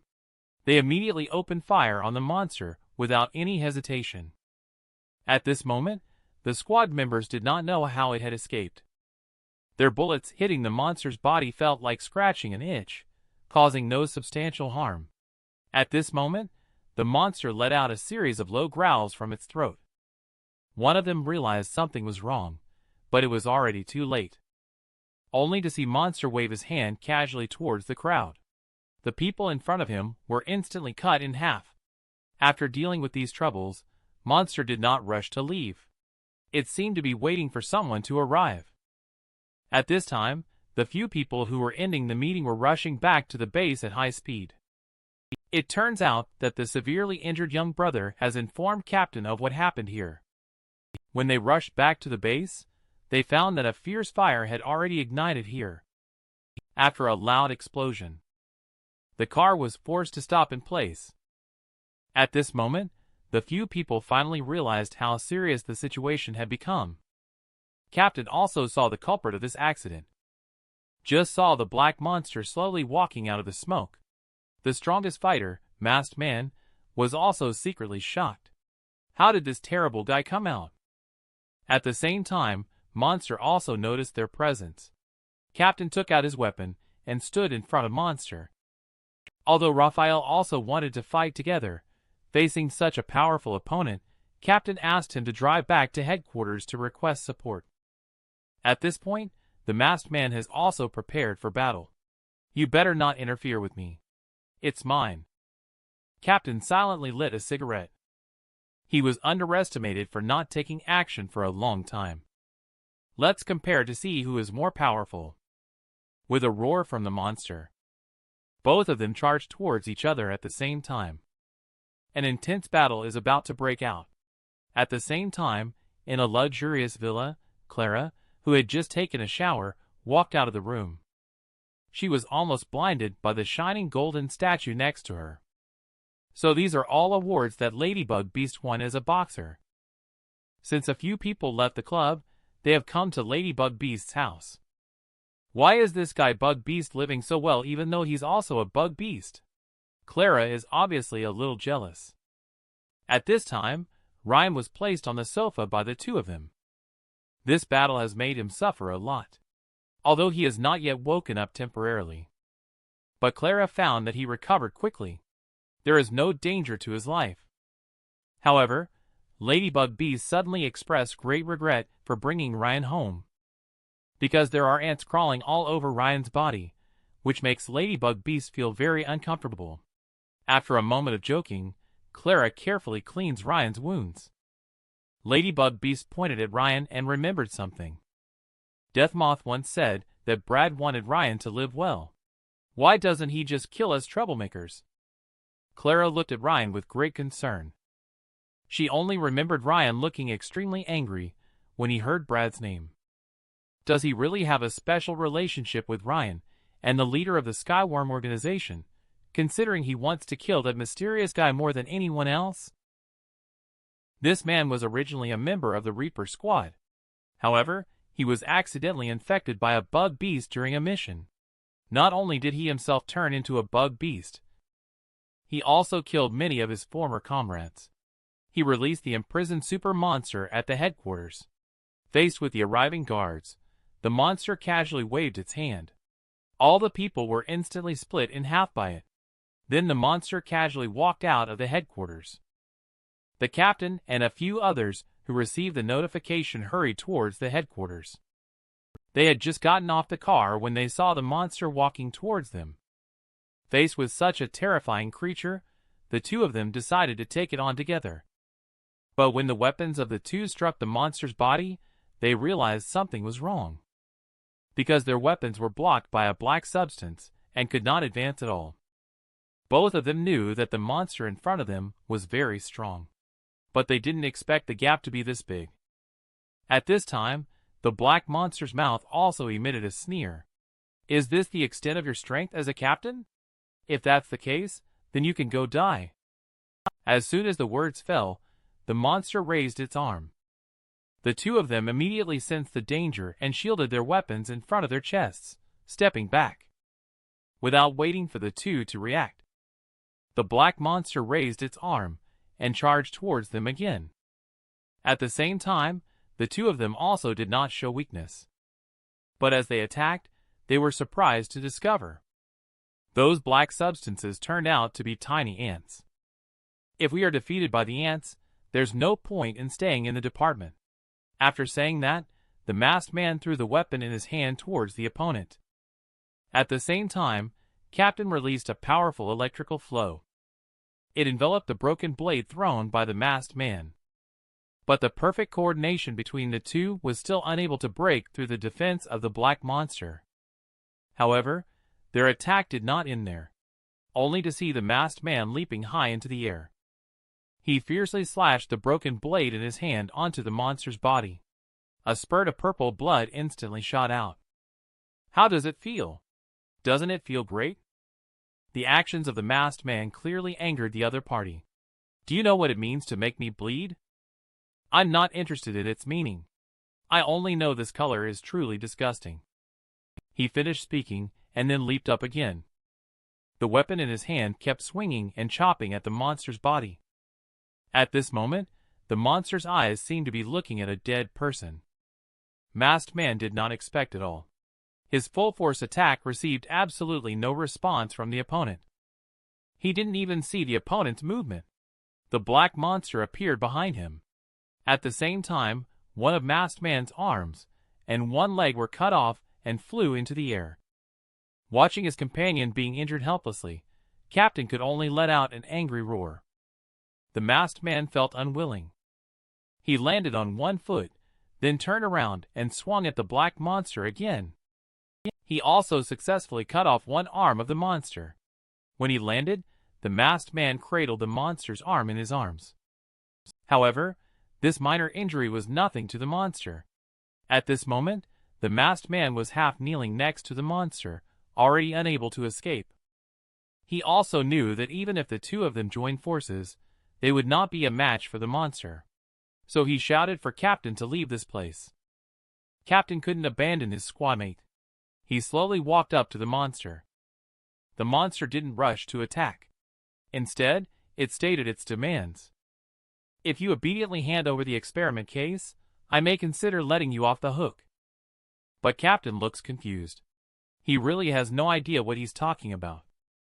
The thing you mentioned should be an absolute confidential matter. What do you plan to do with that thing? Actually, the experiment case mentioned by Monster is the experiment subject in Castle Plan, but he does not know that the experiment subject is not in the Reaper department. Before he could mention the function of the experiment subject, a car suddenly appeared and knocked Monster out. It turned out that Raphael did not leave here. He drove the car towards Monster after seeing his companion injured. Another person looking for death. Let me grant your wish. After speaking, he raised his hand and split the car in half. Fortunately, Raphael reacted in time and was unharmed. Captain, I will try to buy some time. Please make sure to leave with him alive. However, Captain did not pay any attention to Raphael, because Captain knows in his heart that today all three of them may have to stay here. However, at this moment, a missile flew in this direction. Monster, too late to hide, could only reach out to catch it. After an explosion, the two turned their heads to look behind. It turned out that Joel arrived here in a helicopter. Raphael took this opportunity to pick up the masked man. Several people sat in the helicopter and left here. When Monster walked out of the smoke, he discovered the missing people and roared to the sky instantly. Several days later, Ryan and Clara, who had already recovered, arrived at the school classroom. But there were only the two of them in the classroom. Ryan picked up his phone, and only then did he realize. Nami said the school is organizing a school trip, something Clara definitely does not want to miss. Ryan, let's also join in. Do we have a way to catch up with them? How could this kind of thing stump me, Clara? Long afterward, the two of them appeared at the school gate. Then a red Mercedes-Benz appeared in front of them. It turned out that Clara's solution was to have Ladybug Beast act as the driver. You two guys, don't forget to invite me for a meal when the time comes. Clara has long been unable to wait. But just as a few people set out happily, little did they know that there was a dragonfly following them from behind. Could this dragonfly be someone from the Skyworm organization? What could be the purpose of following them? The boy, who was originally a warrior defending his country, has now turned into a terrifying bug beast. However, the cause of his mutation is just a small dragonfly. Just a while ago, a veteran in the troop caught a dragonfly, and the new recruits were all praising the captain for being awesome. Only Luca kept his head down, feeling bored. After seeing this, the captain smirked and approached Luca. I heard that this thing is rich in protein. I caught it to help you boost your body. You wouldn't refuse, would you? Luca was shocked to hear this. But before he could refuse, he was silenced by the captain. If you dare to say no, I guarantee you will disappear tonight. Luca was instantly frightened into silence, and had no choice but to accept. The captain then stuffed the dragonfly into Luca's mouth, and had his underling watch Luca swallow it. If Luca dared to spit it out, he would be force-fed more. After making sure Luca swallowed it, they all casually left as if nothing had happened. Luca was left with tears of humiliation. However, on the second day, when the troops held a soccer match, although it was June, Luca felt a chill all over. He felt as if something inside him was about to burst out.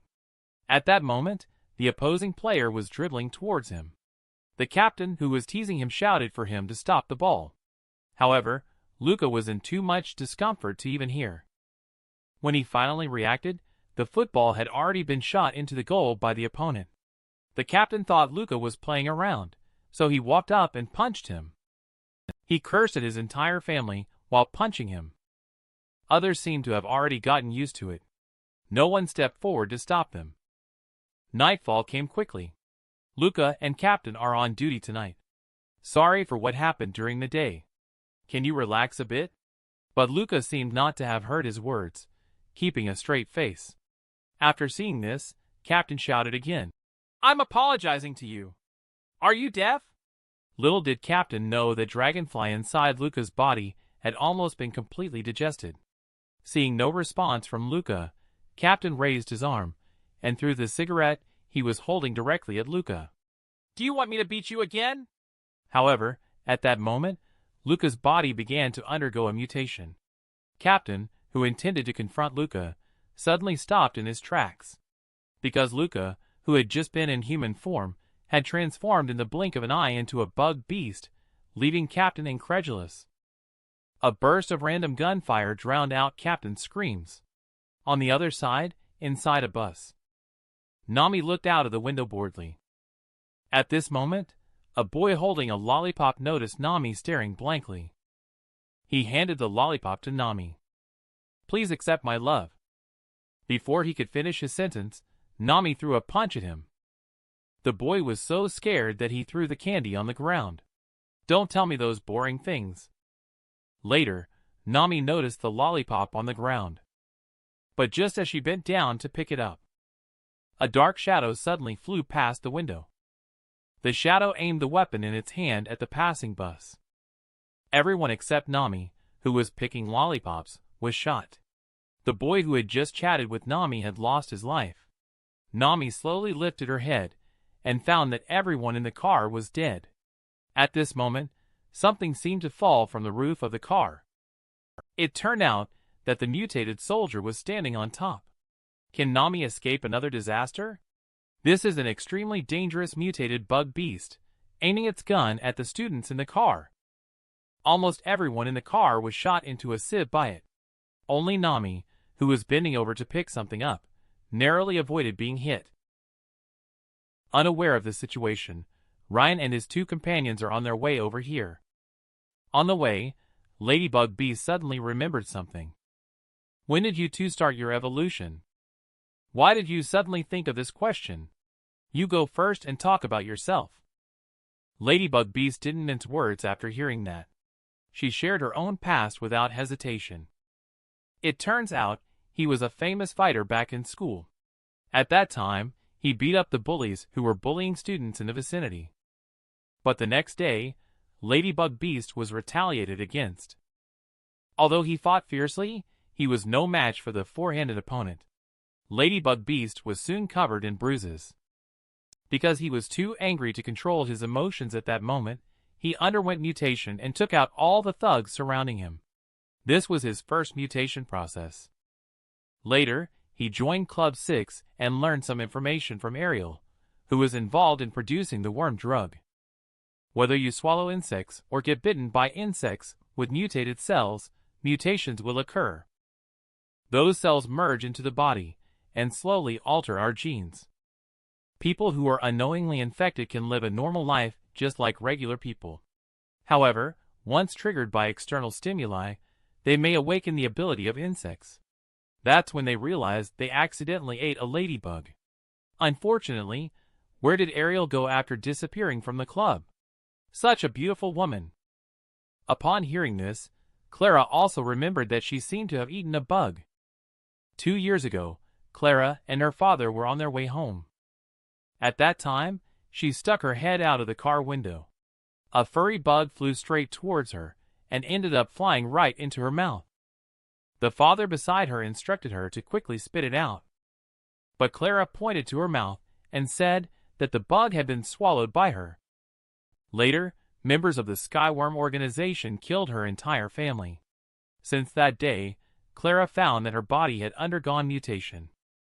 Speaking of this, Clara fell into contemplation. Ladybug Beast apologized in a hurry upon seeing the situation, feeling sorry for reminding you of unhappy things. Ladybug Beast then turned to Ryan Black Ant in the rearview mirror and asked, "When did you start to awaken?" Clara on the side was also curious about this. However, Ryan said he had been like this since he was very young and couldn't remember the details. Although Ryan was telling the truth, both of them were obviously somewhat dissatisfied. The destination they are heading towards is just ahead. If nothing unexpected happens, something unexpected is about to happen. At this time, the vehicles ahead suddenly got stuck in a traffic jam. And there are also many troops guarding personnel around. Then a soldier came to their car. He said that there was a riot ahead. He asked them to turn back. But Clara really didn't want to give up on this trip. She kept pleading with the soldier, hoping that he would let them pass. At this moment, Ryan suddenly felt the pheromones of a bug beast nearby. At the same time, there were a few gunshots heard not far away. It looks like something has indeed happened up ahead. What should we do now? Facing Ladybug Beast's inquiry, Ryan coldly said, "Charge ahead. The bug beast we are looking for may be up ahead."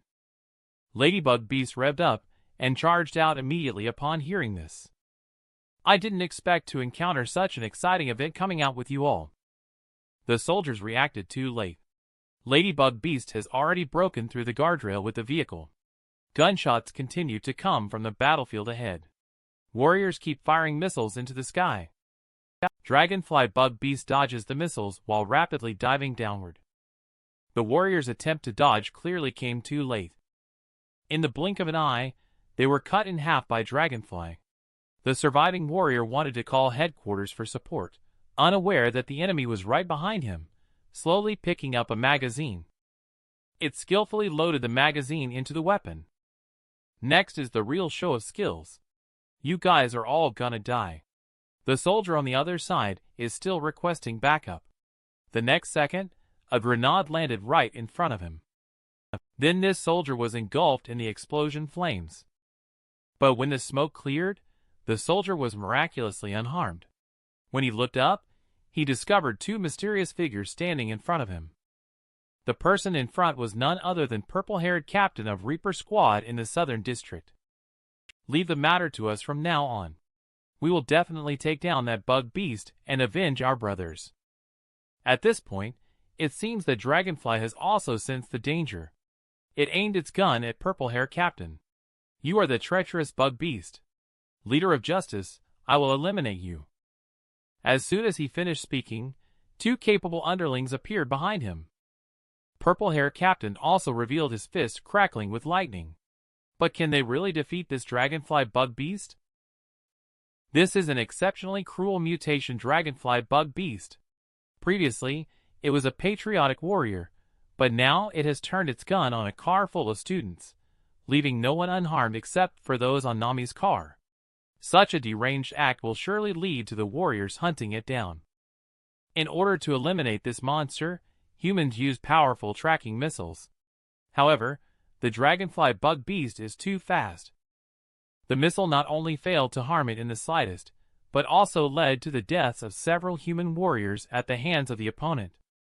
Fortunately, the purple-haired captain of the Reaper Squad arrived here just in time. The Dragonfly bug beast sensed danger from the other party, and aimed its gun at the purple-haired captain. The purple-haired captain harbors a deep hatred for the bug beast's harmful actions. She is determined to take down this cruel individual today. The Dragonfly bug beast wastes no words either. Without hesitation, it pulled the trigger on her. But the purple-haired captain had no intention of dodging at all. The two competent underlings behind her had already blocked the bullets for her. Then, they suddenly disappeared on the spot. If it didn't have the compound eye of the Dragonfly, it would have been difficult to see the other party's movements clearly. Only to see the Dragonfly's body constantly retreating backwards. At the same time, the weapon in its hand keeps shooting at the enemy. But the cloaks of the two underlings are like armor. They cannot be harmed at all. The two capable underlings don't want to play with it anymore. Sharp spikes have grown on their arms. The two of them swung the spikes towards the Dragonfly. Dragonfly's two arms were instantly cut off. At the same time, a strong electrical flow swept through its entire body. Dragonfly let out a piercing scream. Purple-haired captain seized the opportunity and rushed towards Dragonfly, crossing over two underlings. Only to see her raising a fist charged with lightning. "If that's all the strength you got, then you can go die." As soon as the words fell, Dragonfly was punched hard in the face. And this fist from Purple-Hair Captain is precisely the long-lost totally transformed fist in the martial arts world. Dragonfly was punched and sent flying tens of meters away. Its left eye has been punched out. It seems to have no fighting power left. But it still let out an unwilling roar towards the opponent. Purple-Hair Captain delivered another totally transformed fist to Dragonfly's stomach, who was screaming out of control. The captain continued to vent his anger on it. A cruel bug beast like you should be punched to death by my fist. The dragonfly is almost losing consciousness from being beaten. This scene is exactly the same as when the monitor bullied him. However, Captain didn't give it a chance to react at all. The fist once again landed on its face. Just as Purple Hair was about to strike it to death in one go, he suddenly stopped again. Because Dragonfly mistook her for the squad leader, she kept begging Purple Hair for mercy. Purple Hair mistakenly thought the Dragonfly had an accomplice when it said these words. So she had Underling capture him alive. Bring him back to the base for further interrogation. But at this point, neither of them had noticed that Dragonfly's hands, which had just been cut off, had miraculously grown back. Dragonfly, who had been begging for mercy, suddenly roared, "Dream on if you think you can catch me!" It then raised its newly regenerated arm. Two underlings noticed the danger and charged towards their captain. Dragonfly opened its arms to reveal a big mouth. Several small yellow bug beasts shot out from inside. The two underlings blocking the captain were instantly decapitated. They were willing to sacrifice their own lives to save the captain. The arrogant Dragonfly was still taunting Purple Hair, saying, "You guys wanted to catch me, right? How did you end up accidentally killing me?" Purple Hair, who had lost Underling, instantly flew into a rage. "You despicable person!" Dragonfly knew that she might not be a match for her opponent on the ground. So she flew into the air. Then she raised her arm again and aimed at Purple Hair Captain. The next second, countless little worms flew towards Purple Hair. "Do you think this boring trick can hurt me?" Purple Hair swung a fist with lightning towards the air. The little worms that flew towards were instantly deprived of vitality by the electricity. Dragonfly saw that even its killer move could not hurt the opponent. It no longer lingered and turned to leave. However, how could Purple Hair easily let it go? She gathered a wave of energy with the gesture of 1,000 years of death. The powerful energy quickly shot towards the flying dragonfly. It hit the back of the dragonfly with precision. The attacked dragonfly's body uncontrollably plummeted downwards. But just as it was halfway down, it suddenly accelerated and shot forward. Purple Hair was enraged again at the sight. "How dare you ask me?" She then chased after Dragonfly in the direction it fled, swearing to kill this bug beast for sure. Looking back at the bus that was attacked, the staff on duty didn't notice a dark shadow flying overhead. Clara sneaked over here quietly. She came into the bus to check the situation. She found that there was no one inside, and everywhere was covered in dried blood stains. Ladybug Beast, pretending to be a student's brother, learned about the situation from the staff. They found that there was no one inside the bus. On the other side, Ryan was rushing towards Bug Beast that he had sensed earlier. Halfway there, he received a call. Clara reported the situation here to him. Based on her understanding of Bug Beast, she estimated that the people on the bus were probably being hidden as food. Ryan doesn't know if Nami has been killed or not. To find the Bug Beast as soon as possible, he untied the band-aid around his neck. He let the ant inside out. Soon the ant covered his whole body. The killer black ant of the same species appeared again. I really hope he can rescue the lovely Nami soon. The boy peeled off the band-aid on his neck. Countless black ants drilled out of his hole. Soon these ants covered his whole body. Ryan transformed into Ant Warrior again because he needed to quickly rescue an important partner. Not long ago, the bus Nami was on was attacked. The culprit was a newly mutated dragonfly bug beast. At this moment, Nami lifted her head in fear. She found that the monster had already entered the bus. She was scared and quickly hid behind the seat, not daring to make a sound. Dragonfly only saw a car full of corpses, as if it had not discovered Nami's presence. After a long time, Nami did not notice anything unusual. So she mustered up the courage to look outside, only to find that Dragonfly had already left. She knew it was still very dangerous outside. But just as she was about to call the police, a drop of slime fell onto her phone from above. Nami slowly raised her head. She found that the monster was actually right above her head. It showed a sly look in its eyes as it stared at little sister Nami. "Are you looking for me?" it said. Before she could respond, it opened its huge mouth wide towards Nami. When Nami woke up again, she found herself lying among a pile of corpses. Not only were there bodies of the people from the bus here, but also the bodies of Dragonfly's former comrades were stored here. Nami was already trembling in fear. What on earth was going on? At the same time, strange sounds could be heard from outside. Curiously, Nami looked up and gazed towards the warehouse entrance. She felt something rapidly approaching this place. Sure enough, not long after, a green claw fell right in front of Nami. The newcomer is none other than Dragonfly, who just had a battle with Purple Hair Captain. Nami quickly laid down pretending to be dead, not daring to make a sound. Dragonfly, exhausted from the previous battle, must now replenish some strength. It walked to a pile of corpses. It crouched down and picked up the food in front of it. At this moment, Nami was unaware of what Dragonfly was up to behind her. However, the next second, Dragonfly bit off the head of a corpse and continued to chew, with a sound coming from its mouth. This cruel bug beast had become deeply addicted to this enticing taste. Nami, upon hearing the sound, finally realized that this monster was eating humans. Regaining strength, Dragonfly's body underwent another evolution after eating more than a dozen corpses before patting its belly contentedly, satisfied from the meal. After eating its fill, Dragonfly is ready to leave this place. Nami knows she must find a chance to escape from here. Otherwise, she will be eaten sooner or later. However, just at this moment, she didn't know who called her. Her phone vibrated. At this moment, Nami didn't know yet. The small vibration unexpectedly caught the attention of Dragonfly. She took out her phone and saw that the call was from Ryan. After learning that Nami was temporarily safe, Ryan finally felt relieved and promised to rescue her. However, at this moment, Dragonfly was slowly moving towards Nami's direction. Just as Nami, who had just hung up the phone, seemed to sense the danger. When she turned around, she discovered that Dragonfly was staring at her with a predatory gaze. "You are not honest." As soon as the words fell, it lifted Nami into the air. However, it watched Nami crying. There was not a hint of mercy in its pleading appearance.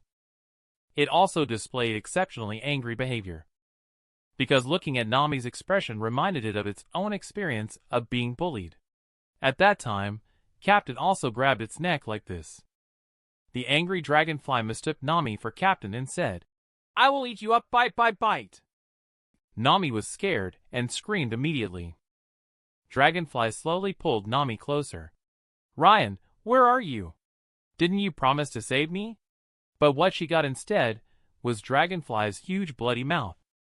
However, just as it was about to devour Nami, it was suddenly struck in the face by a black fist. The newcomer was Black Ant, who then tore off one of Dragonfly's hands and shielded Nami with his body. Dragonfly was hit, and its body uncontrollably flew backward. Nami slowly turned her head. She saw the appearance of Black Ant. Could this person be Ryan? A Dragonfly bug beast caught a girl. Just as it was about to harm the girl, it was suddenly punched in the face by a black fist. It turned out that Black Ant Ryan arrived just in time and rescued Nami. Nami turned around in surprise. The black bug beast is exactly the one that saved her at school last time. Could it be Ryan? Dragonfly, who was suddenly disturbed at this moment, was extremely angry. The arm that Ryan pulled off not only grew back, but also became thicker than before. Ryan, seeing this, also took out the controlling ant captain of the clone. He casually threw the captain to the side. The black ant clone instantly revealed its true form. Dragonfly, seeing this, raised her arm and aimed at Ryan. Ryan ordered the clone to protect Nami, while he himself rushed towards the opponent. Dragonfly also pulled the trigger without hesitation. He faced these incoming little worms. Ryan did not pay them any attention. As he ran, Ryan could easily crush them. However, the clone behind him was also under attack. Fortunately, Nami inside was not harmed. Dragonfly was not afraid at all when facing the approaching Ryan. With Compound Eye, it can easily evade Ryan's punches. And it can also make effective counterattacks. Ryan can also block the opponent's counterattacks. The two of them fought back and forth, and the battle was extremely intense. However, Ryan still has rich combat experience. He seized the opportunity. Grabbing Dragonfly by the head, he was about to smash it towards the ground. Dragonfly, who came from a military background, suddenly felt things were not going well. While breaking free from control, he aimed his handgun at Ryan. Ryan had nowhere to hide. Several little worms pierced through his body, causing him to cough up blood. Meanwhile, Dragonfly had already flown halfway into the air. Powerless to fly, Ryan was helpless in this situation. Just then, Dragonfly waved his hand casually. Several little worms instantly surrounded Ryan in the middle. Then they simultaneously launched attacks against Ryan. Ryan was actually directly broken in half by these little worms. The clone on the side remained calm after seeing this. Nami inside had no idea what was happening. At this moment, Ryan, whose upper body had been cut off, was turning into small ant dragonflies, unaware of this. He thought he had one. However, the next second, Ryan unexpectedly appeared behind him. He then raised his steel-like claws and swung towards Dragonfly. Dragonfly, trying to dodge, clearly had no time. This blow sent Dragonfly flying dozens of meters away, crashing heavily into the wall. Ryan took the opportunity to pursue victory and intended to finish off the opponent in one breath. Unexpectedly, Dragonfly not only adjusted well, but also counterattacked Ryan. Helplessly, Ryan had to temporarily switch to a defensive position. At the same time, he gave the order to Clone to regroup. The next second, countless black little ants gathered behind Dragonfly. At first, Dragonfly did not pay attention to them. But more and more of these things appeared. In the end, they rushed towards Dragonfly like demons. When the smoke cleared, Ryan thought it would be over. But he found only Dragonfly's broken leg on the ground. It was not until he turned around that he realized.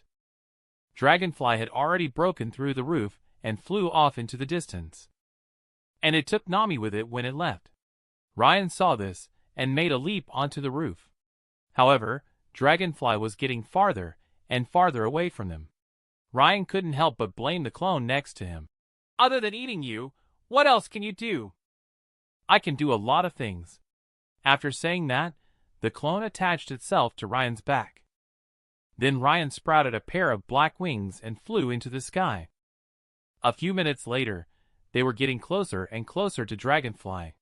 However, this was Dragonfly's strategy. Watching the approaching enemy, Dragonfly let go of Nami's hand and threw her down. Then it began to gather energy on its arm. It aimed at the falling Nami. In the moment before Ryan arrived to catch Nami, Dragonfly unhesitatingly fired the energy cannon at the two of them. Fortunately, Ryan reacted quickly enough to dodge Dragonfly's attack. When he turned back to look at the enemy, he found the Dragonfly had already been submerged in lightning. It turns out that it was the purple-haired captain of the Reaper squad who chased here. Dragonfly turned into ashes amid a howl. After dealing with Dragonfly, purple-haired captain turned his gaze to Ryan, the black guy in front. "It's better not to hurt that girl. Otherwise, I will make you end up like that guy just now. She is the female captain of Reaper squad who loathes bug beasts the most. She saw a bug beast dropping a human girl from the sky, but she also found out that the girl was unexpectedly saved by another black bug beast. This action subverted her perception of bug beasts. Take advantage of Dragonfly's inattention. Purple-haired captain submerged it in thunder and lightning with one move. After dealing with Dragonfly, purple-haired captain looked down at Ryan from a commanding position. "If you spare the girl, I may consider leaving your whole body." But Ryan had no reaction to this. "Do you think I won't act just because you have a hostage?" As soon as the words fell, purple-haired captain rushed towards Ryan with a fist. However, Ryan had no intention of dodging. He directly took the punch from Purple Hair. At the same time, he was punched by Purple Hair and sent flying. Ryan forcefully threw Nami in front of the opponent. After seeing Nami being caught, Ryan suddenly accelerated and left this place. Purple Hair Captain can only send Nami to the ground first, after she covers her with her own clothes. Purple Hair Captain released the lightning chakra and then chased after Ryan in the direction he had escaped. When Nami woke up, she saw the two people fighting in the air.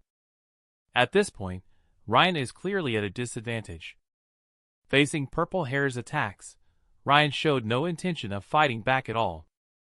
Purple Hair Captain knows that the opponent's strength is no longer inferior to his own.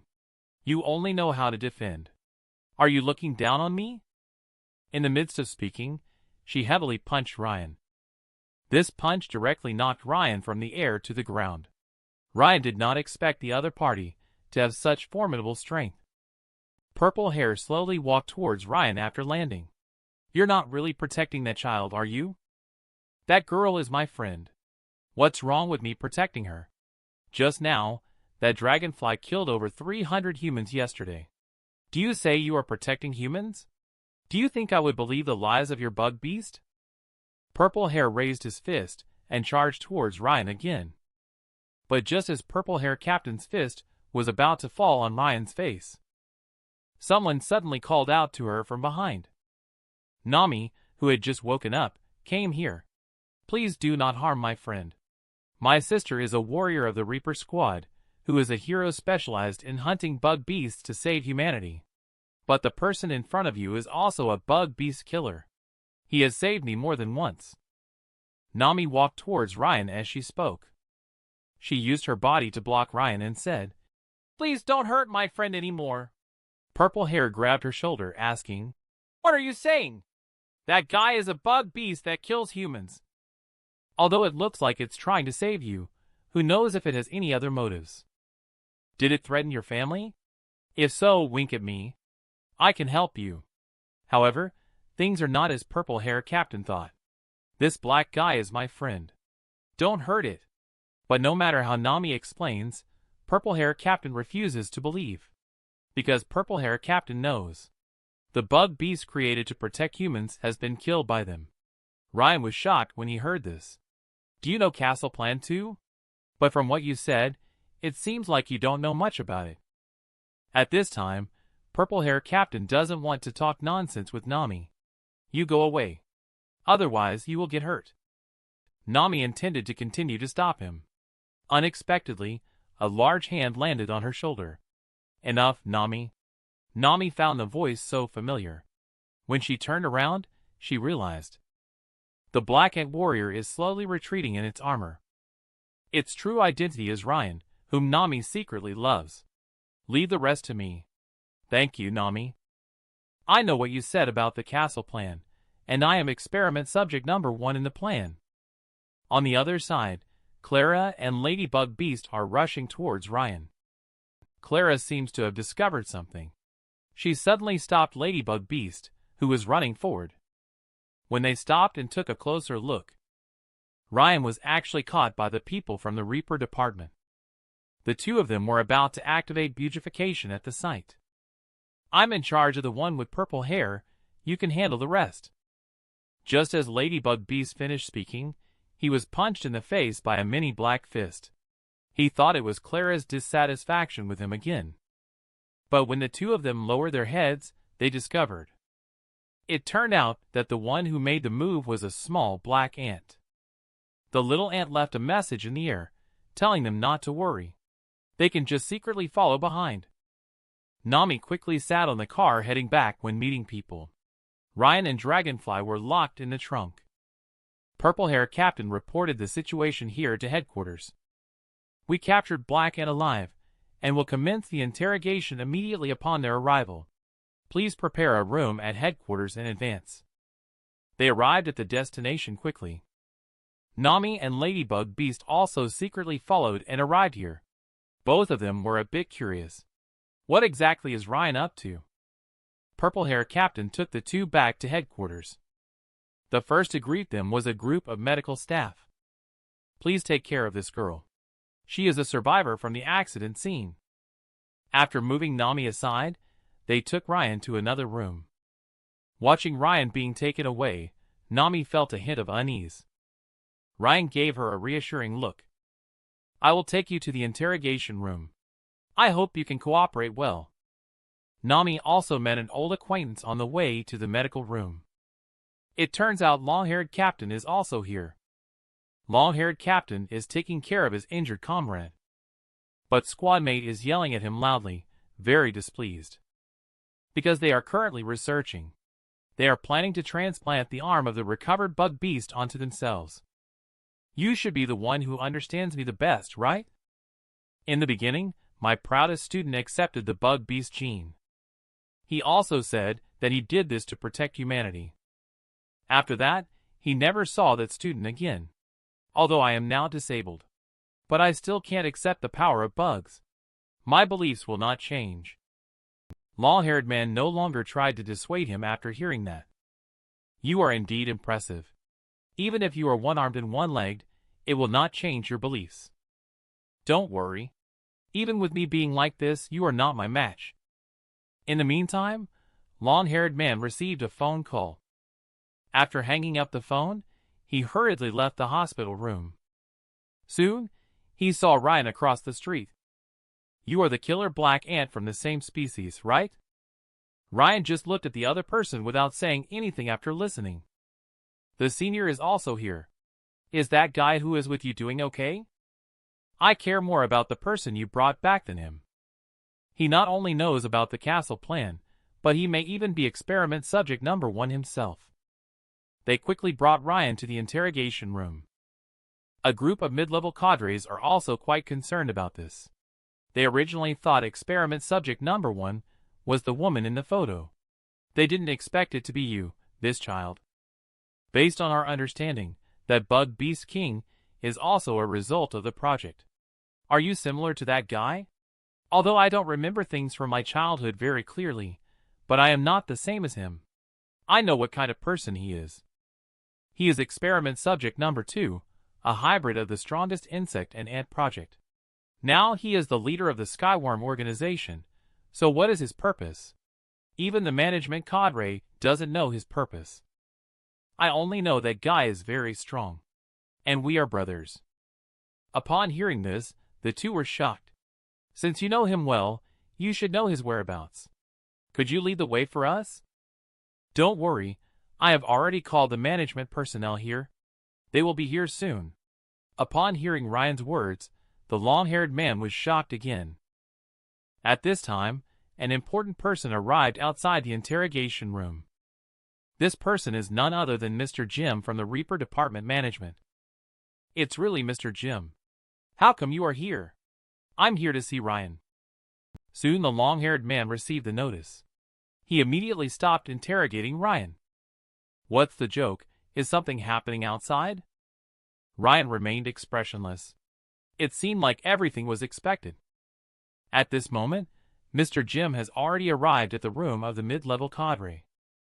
Everyone stood up to show respect upon seeing Mr. Jim.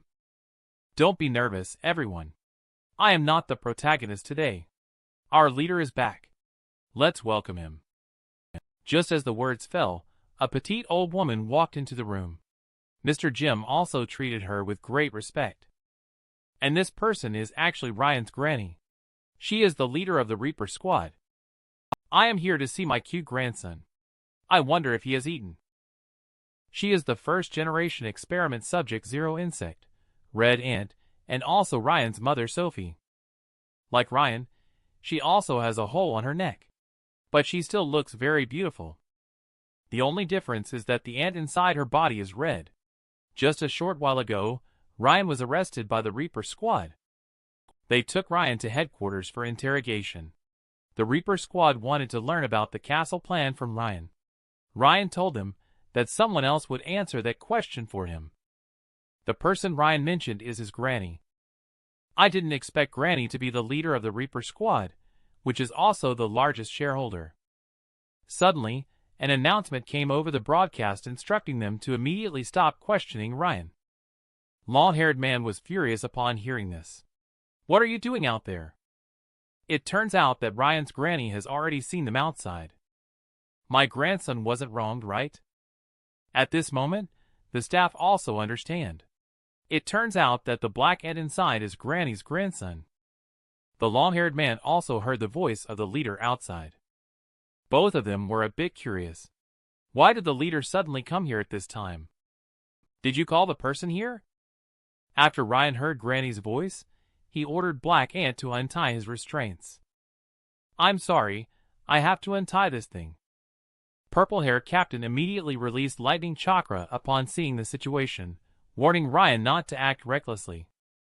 I'm doing this for your own good. Otherwise, Granny would be heartbroken if she sees it. Granny has arrived at the door in the meantime. My darling grandson, you really are here. Come over and let Granny take a look. Ryan also obediently bowed down when he saw Granny, allowing her to fuss over him. Captain, who was already confused, became even more confused.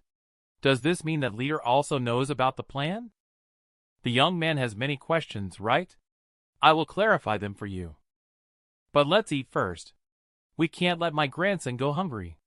You're also included. Soon, a few people arrived at the restaurant. The long-haired man, boss Mr. Jim in his eyes, could only stand obediently next to Granny.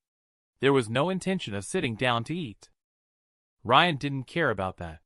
He was enjoying Granny's delicious food heartily.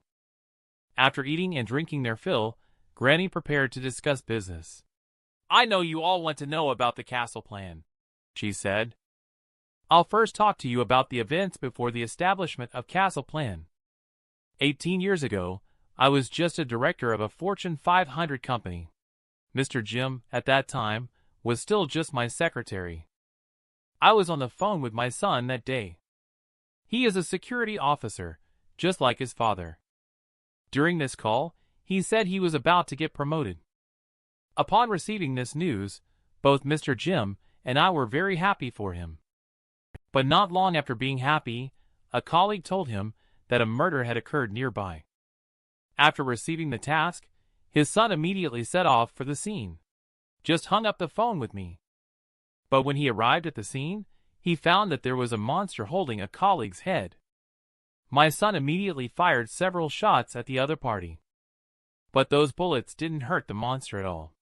At the same time, his actions angered the monster, and the next second, the monster with blood-red eyes rushed towards my son. Although he was also fighting back continuously.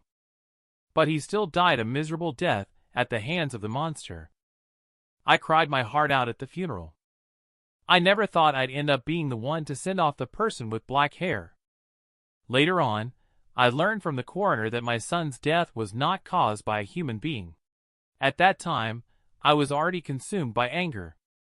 I issued an order to Mr. Jim that must be completed. By any means necessary. We must find the murderer of my son. However, a few days later, several people wearing white windbreakers showed up at the front of my company. Mr. Jim said that a few guests had arrived. I originally did not want to see them. But they said they had information about the murder of my son. So I agreed to meet with these mysterious individuals. They said that a bug killed my son. I didn't believe them at that time. How could a tiny bug kill a human? But then he took out a photo from his pocket. These are the bug beasts that harm people. Where did you find these strange photos? And what do you do? I am planning to fight Bug Beast. Dr. J hopes you can support our project. As a reward, we will find and eliminate the killer of your son. Although I really want to avenge my son, it's hard for me to believe what you said. Then please take a look at our research results. Just as the words fell, a red monster walked in. This is our number 0 experiment subject. You can call her Red Ant. This scene scared Granny to death. Almost made Mr. Jim call the police. However, Dr. J said that this Red Ant is the hope of mankind. She slowly retreated, revealing the appearance of a human under the armor. I am Sophie, Dr. J's daughter. I hope Granny can support us. She is the number 0 experiment subject Red Ant in Castle Plan and also Ryan's mother. 18 years ago, Doctor approached Ryan's Granny for support for the funding of Castle Plan. In return, we will find the killer of your son and eliminate them. Granny does not believe the doctor's words. How could her son have been killed by insects? It was not until she saw the appearance of the red and that she realized there existed bug beast in this world. In order not to scare Granny Red and away, Armor transformed into a human appearance. I am Sophie, Doctor's daughter, hoping that Granny can support us. It's not difficult for me to find the killer of your son with my current capabilities. Granny already has plans to cooperate in order to seek revenge for her son. Please let me consider for 3 days, and I will give you a reply. I know you are not familiar with our project yet. For more detailed information, you can visit my laboratory for inspection. A few days later, Granny drove to Doctor's base. But they only discovered it after both had gotten out of the car. The laboratory that Doctor mentioned turned out to be so simple. Both of them started to doubt if they had come to the wrong place. Not long after, Doctor walked out from inside. Please come inside. I'll show you my research results. Then the two followed Doctor into the laboratory. They found many insect specimens hanging on the walls. Granny was curious why she didn't see her daughter. Doctor said she is preparing to show you a combat demonstration. Combat demonstration? What is that? It's a showdown between Sophie and Bug Beast. You'll know once you see it. Granny walked forward slowly. Through the glass, she saw Sophie preparing for battle. And in the room in front of Sophie, a terrifying bug beast was being held captive, as Sophie nodded in acknowledgement. The father outside pressed a switch to open the room where the bug beast was held captive. But what came out was not a bug beast, but a human with a broken arm. You said the opponent was a bug. What's going on? It's about to start. Please pay attention, and you will see. Sophie is currently releasing ant from her body. Countless red ants are crawling out of the hole on her neck. They quickly covered Sophie's entire body, forming a hard armor. The bug beast across from them also began to undergo beautification. As long as you can defeat me, you can leave from here. At this moment, the bug beast also completed its transformation and let out a piercing scream. Granny finally believed what Doctor said. Was my son really killed by that creature? In the midst of talking, Sophie was already wrestling with the bug beast. Granny was stunned by the battle between the two. I saw a bug beast swinging its huge claws towards Sophie. Sophie jumped into the air, her body spinning and gathering momentum. Before bug beast could react, Sophie kicked it away. But as she landed gracefully, she suddenly felt discomfort in her body.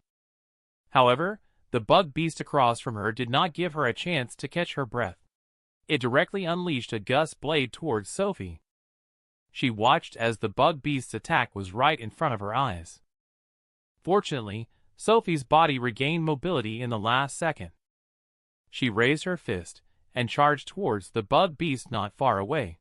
Bug beast, who just reacted, attempted to dodge, but clearly it was too late. Sophie struck him directly in the face without hesitation. This blow sent Bug Beast crashing onto the ground. Then a flurry of punches rained down on Bug Beast's body. Granny on the side was scared out of her wits. Are you suggesting using monster to fight monster? My daughter is different.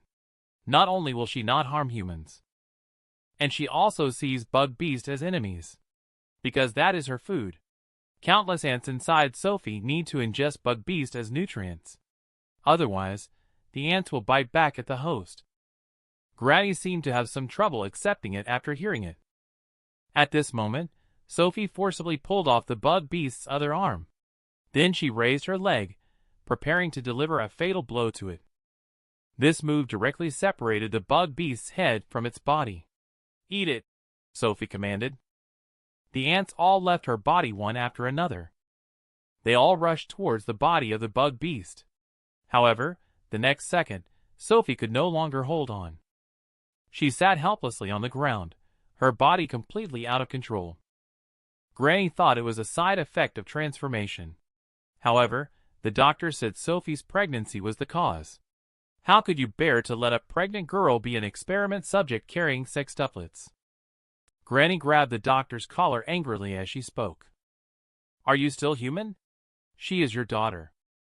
Even if this is the killer who wants to harm my son, I will not agree to let this child take the risk. And I'm telling you right now, I will not collaborate with someone like you. Sophie, who had just come out at this moment, stopped the angry Granny. Please stop blaming my father. I volunteered. My husband was also killed by Bug Beast. At that time, I was blinded by hatred and did not know I was pregnant. But I have no regrets now. I cannot let my child live in a world where Bug Beast reigns. So please assist us. For the children, please help. You can tell from Granny's expression that she was moved.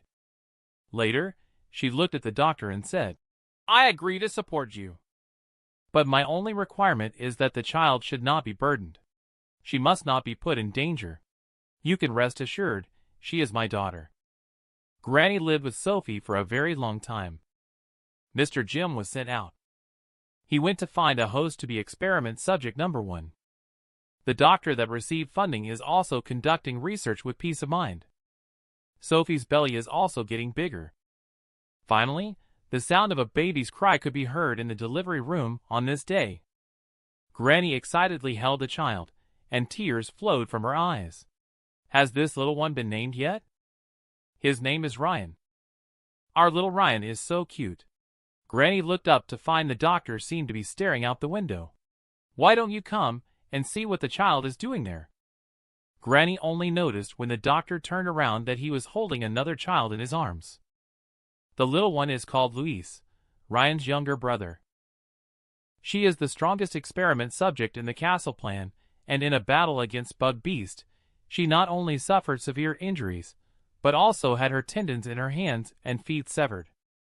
Just recently read and gave birth to 2 babies. One of them is Black Ant Ryan, while the other one, Luis, is the future leader of the Skyworm organization. Time flies. In the blink of an eye, the 2 little fellows are already 5 years old. These 2 mischievous kids often kick the soccer ball onto Granny's face. Over the years, Granny has even spent more time with them than their mother. Today I must spank your bottom until it blooms. After that, Granny chased the 2 children around everywhere. When they got tired from running, they nestled in Granny's arms to rest. At this time, Luis raised his head and asked Granny when his mother would come back. Ryan also pouted and grumbled that he missed his mother. I really can't deal with you guys. In a couple of days, I'll take you to the lab. The day Granny came to the lab, we suddenly received shocking news. The staff said they have found the killer of her son. Recently, this Bug Beast has killed more than 60 humans again. The wounds are the same as those on your son. At this time, Mom has just finished her work and arrived here. Please tell me the location of Bug Beast. I will get ready to depart immediately. After hearing this, Granny immediately grabbed her. Can you not go? What will happen to the child if you leave? I have always kept the agreement with Granny in mind. Don't worry. I will grab that guy and come back safely. Thanks to your support, our experimental technology has fully matured. No matter what my mother says, Granny always holds her hand tightly. Until Mother said she wanted to tell her a secret. Then the 2 of them went to a place where no one was around. One evening not long ago, the 2 little ones watched the cartoon with great interest. The content is about a tiger warrior hunting monsters. Upon seeing the weapon held by the tiger, Luis's eyes immediately lit up. Then Luis turned to look at his mother. He hoped to obtain a weapon like the tiger warriors. Mom has already promised to take him to buy it tomorrow. But Luis is still unrelenting. At this moment, Mom's attention is all on Luis, and she hasn't noticed Ryan's changes. Until Ryan conjured a tiger blade using Black Ant and walked up to the front. Mom was stunned when she saw it. Luis was extremely happy to receive the tiger blade. He immediately ran to the side to play with it. Only when he turned around did he realize Mom was actually holding Ryan tightly in her arms. She was apologizing while crying. This is the secret Mom told Granny. Granny was also shocked to hear it. What about Luis? Is he okay? Later, I took Luis for a checkup. No abnormalities were found. The reason I told you in advance is that I was afraid Ryan might startle you when I'm not around. How could that be possible? How could a granny like me be startled by her own grandson? You must come back safely. I don't want to lose you as my daughter again. It turns out the two have been living together for so long. Granny has long regarded Sophie as her own daughter. In just a few days, Granny is napping. The two little rascals don't want to disturb Granny's rest. Luis came up with a good idea. Let's go tease the clumsy uncle. Later, the two of them arrived at the lab. They lay on the windowsill, watching Blue Ant transform inside. This is a crucial stage of Blue Ant's transformation. If successful, he can become experiment subject number 1. Ant's obedience rate has broken the previous record, reaching 70%. Two children were also watching with great interest on the side. It was at this moment that Luis also had the idea of becoming a bug beast warrior. Not long after, the obedience rate of Blue Ant dropped significantly. In the end, he still ended in failure. It is obvious that he was also very unwilling to accept it. The assistant analyzed the reasons for the failure of Blue Ant afterwards. If the transformation was not successful, he could not become experiment subject number 1. I gave up my career as a professional boxer for your plan. Isn't it your fault that I didn't succeed? And settling in your body is already a big deal. The next transformation will depend on you. None of us can help you. Blue Ant doesn't want to hear him babbling anymore. He turned and left the laboratory. Just as he reached the door, he saw these two little guys. Why does Uncle always fail at transforming? He truly lives up to his name as Failure Uncle. You are not as good as my big brother. He can transform into Tiger Blade to play with me. At this point, Luis had already forgotten what Mom said to keep secret. Soon, the group arrived at an uninhabited place. Blue Ant did not expect that what the two kids said was actually true. How about that? I didn't lie to you. My brother is much better than you. This also deeply hurt Blue Ant's self-esteem. He slowly walked up to Ryan, lifted him high. Tell Uncle how you did it. But Ryan couldn't figure out the reason after thinking for a long time. Blue Ant, who was anxious to transform, became furious. Damn it. Just say it. Luis saw his brother being bullied. Holding the tiger blade, he swung it towards Uncle. Just then, several medical personnel hurriedly passed by from the back, saying that number 0 experiment subject is injured and is coming back. After hearing this, several people all stood still in disbelief. Then, they quickly rushed towards the medical room. When the two people arrived at the medical room, they realized.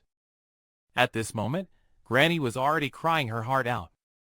Mom's body is covered in wounds, and fresh blood keeps spraying out. Don't worry, Granny. I'm fine. The guy who killed your son has been caught by me. This is the most evil mutation bug beast in history. Red Ant also suffered serious injuries in order to catch it. She saw two children walking towards her. Red Ant tried to embrace them with its injured body, but she collapsed after only a few steps. Granny hurried forward to help. I have already caught the murderer who killed your son, Granny. And this ferocious beast has been locked in a room in the laboratory. Doctor and the assistant were both shocked by its appearance. Although it has been securely tied up, the aura emanating from it still sends shivers down one's spine. Is this the strongest bug beast? At this time, no one can see Doctor's ambition yet. Only the bug beast inside sensed the danger. It felt that the human in front of it had a darker heart than itself. And on the mother's side, she had already lain down in the hibernation chamber. Learn from the assistant. Mother is not in any life-threatening danger now. Due to the severity of her injuries, she may not be able to continue working as a red ant in the future. Granny blamed herself upon hearing this. If it weren't for seeking revenge for her son, she wouldn't have ended up like this. The two little ones were also crying very sadly. Granny felt even more uncomfortable in her heart after seeing this. Just at this moment, the doctor walked in. He had a gloomy expression on his face, looking as if he was very sad. The assistant reported to him about Sophie's current condition. The doctor slowly approached her without saying a word. Granny kept apologizing to the doctor on the side. You can tell just by looking at Granny. She cares a lot about the child's mother. But doctor's words that followed must have shocked Granny. No need to apologize to me, I should thank you instead. If it weren't for your support, we wouldn't have encountered such a terrifying monster, right? Granny couldn't have imagined it. In a situation like this, a father could still manage to smile. Next, the doctor turned his gaze to the two children. He then reached out to take Ryan away. Granny, seeing this, quickly protected Ryan in her arms. What do you want to do to the child? Ryan is a special existence chosen by Aunt from birth. I'm just checking his physical condition. I want to make up for his mother's shortcomings. You are crazy. You actually want to use the child as your guinea pig. I won't agree. I will raise Ryan to be a hero of humanity. And don't forget, he is my grandson. I can do whatever I want for him without others interfering. Luis feels a little uncomfortable seeing both loved ones fighting over his brother. He watches the doctor take Ryan away from Granny. In Luis's eyes, it seems like they only care about Ryan. Only seeing doctor lifting Ryan up high. This is my perfect grandson. Before leaving, doctor told Granny that he would put Ryan in the basement. You can come to see him if you want. After speaking, the doctor left. Granny now deeply regrets her decision back then. If I hadn't chosen to sponsor, the doctor wouldn't have turned out like this now. Next, Luis's words dealt another blow to Granny. It turns out that when Doctor just found out that Ryan had ant on him, the whispered conversation between Doctor and him was overheard by Luis. You are the perfect experiment subject number 1 in my heart. Why do you all only care about Ryan?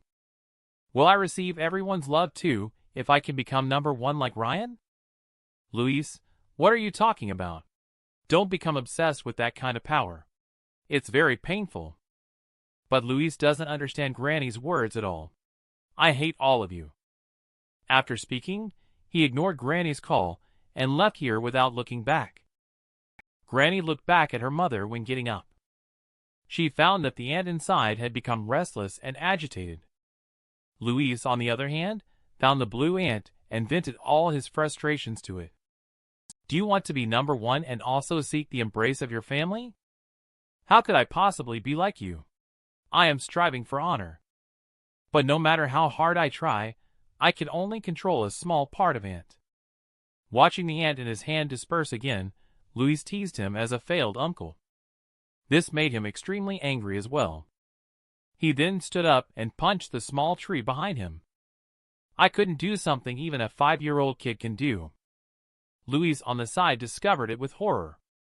Just now, Blue Ant's punch actually knocked the hornet off the tree. Several hornets are now flying towards them.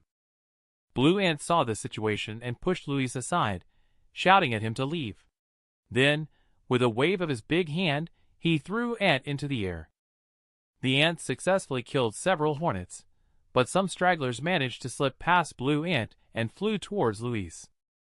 Luis was scared by this scene and raised his hands to shield himself. However, the next moment, something magical happened. All of these hornets actually burrowed into Luis's body. Blue Ant hurried forward to check on his condition upon seeing this situation. However, unbelievable things happened again. Just now, the hornet that had just burrowed into Luis's body flew out again. After a long time, Luis got up and walked towards the Blue Ant. I feel very hungry, and my body is very itchy. 5-year-old Ryan unexpectedly became experiment subject number 1. Since Doctor found out that Ant was living inside Ryan, he showed him extra care and love. But this also aroused jealousy from young brother Luis. Little did they know that Luis had powers even more terrifying than Ryan's. Just now, Luis was attacked by a group of hornets. It's amazing that all these hornets actually drilled into his body. The nearby blue ant quickly stepped forward to check on his condition. However, the unimaginable happened again. The hornets that had just burrowed into Luis's body miraculously flew out unscathed. After a long time, Luis got up unsteadily and walked towards Blue Ant. You can tell by his appearance that Luis is already on the edge of putrefaction. My body itches so much. Blue Ant also inquires with concern. Do you need to go to the hospital? But Luis thought of a better idea. I want to show off to Grandpa. I also want to be an experiment subject. On the other side, Ryan is locked in an empty room. The doctor is observing his proficiency in controlling ants. Just saw Ryan gathering all the ants on his fingers. Shortly after, Little Blade appeared in front of him. You should know that Mom's red ant obedience rate is only 97%, while Ryan's black ant obedience rate has reached 99.9%. However, every time he plays with the ant, Ryan feels very hungry afterward. By then, the ant will torment him from inside his body. The doctor prepared a bug beast's arm for Ryan after hearing this. He informed Ryan to try to make ant eat it. At Ryan's command, the ants quickly left his side. They all went towards Bug Beast's arm. At this moment, Doctor has completely mastered the characteristics of Black Ant. It is different from Red Blue Ant. They are individuals naturally formed within Ryan. Both cohesion and execution are much better than the former. Their only flaw is that they are very brutal, just like wild ants in the jungle. Ryan currently has only a small number of ants in his body. If they breed to a certain extent, there is a possibility that they will be eaten by them. On the other side, Luis ran excitedly to the laboratory. Now I also have powerful strength like my brother. Mom is number 0, brother is number 1, and I am number 2. Thinking that I can also become a hero like Luis makes me extremely happy. He wants to tell his grandfather the good news right away.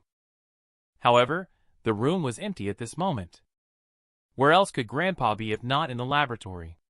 However, just at that moment, a sound of iron chains falling came from the room. It was only when Luis turned around that he discovered it. The most powerful bug beast actually broke free from its restraints. It was staring at him intensely through the glass.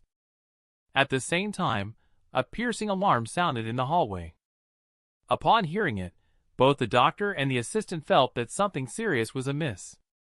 The doctor, who realized first, immediately issued orders. Everyone gather on the 3rd underground floor right away. At this moment, the most powerful bug beast slowly approached Luis with its blood-red eyes glaring. Luis was so scared that his body wouldn't listen to him. He stood there motionless. The monster only exerted a little force, and the bulletproof glass cracked under its push. The next second, it rushed out of the room and pounced on Luis. However, at the critical moment, Blue Ant suddenly rushed in. A punch landed on the face of the monster. Although this punch drove off the monster, it didn't actually cause it much harm.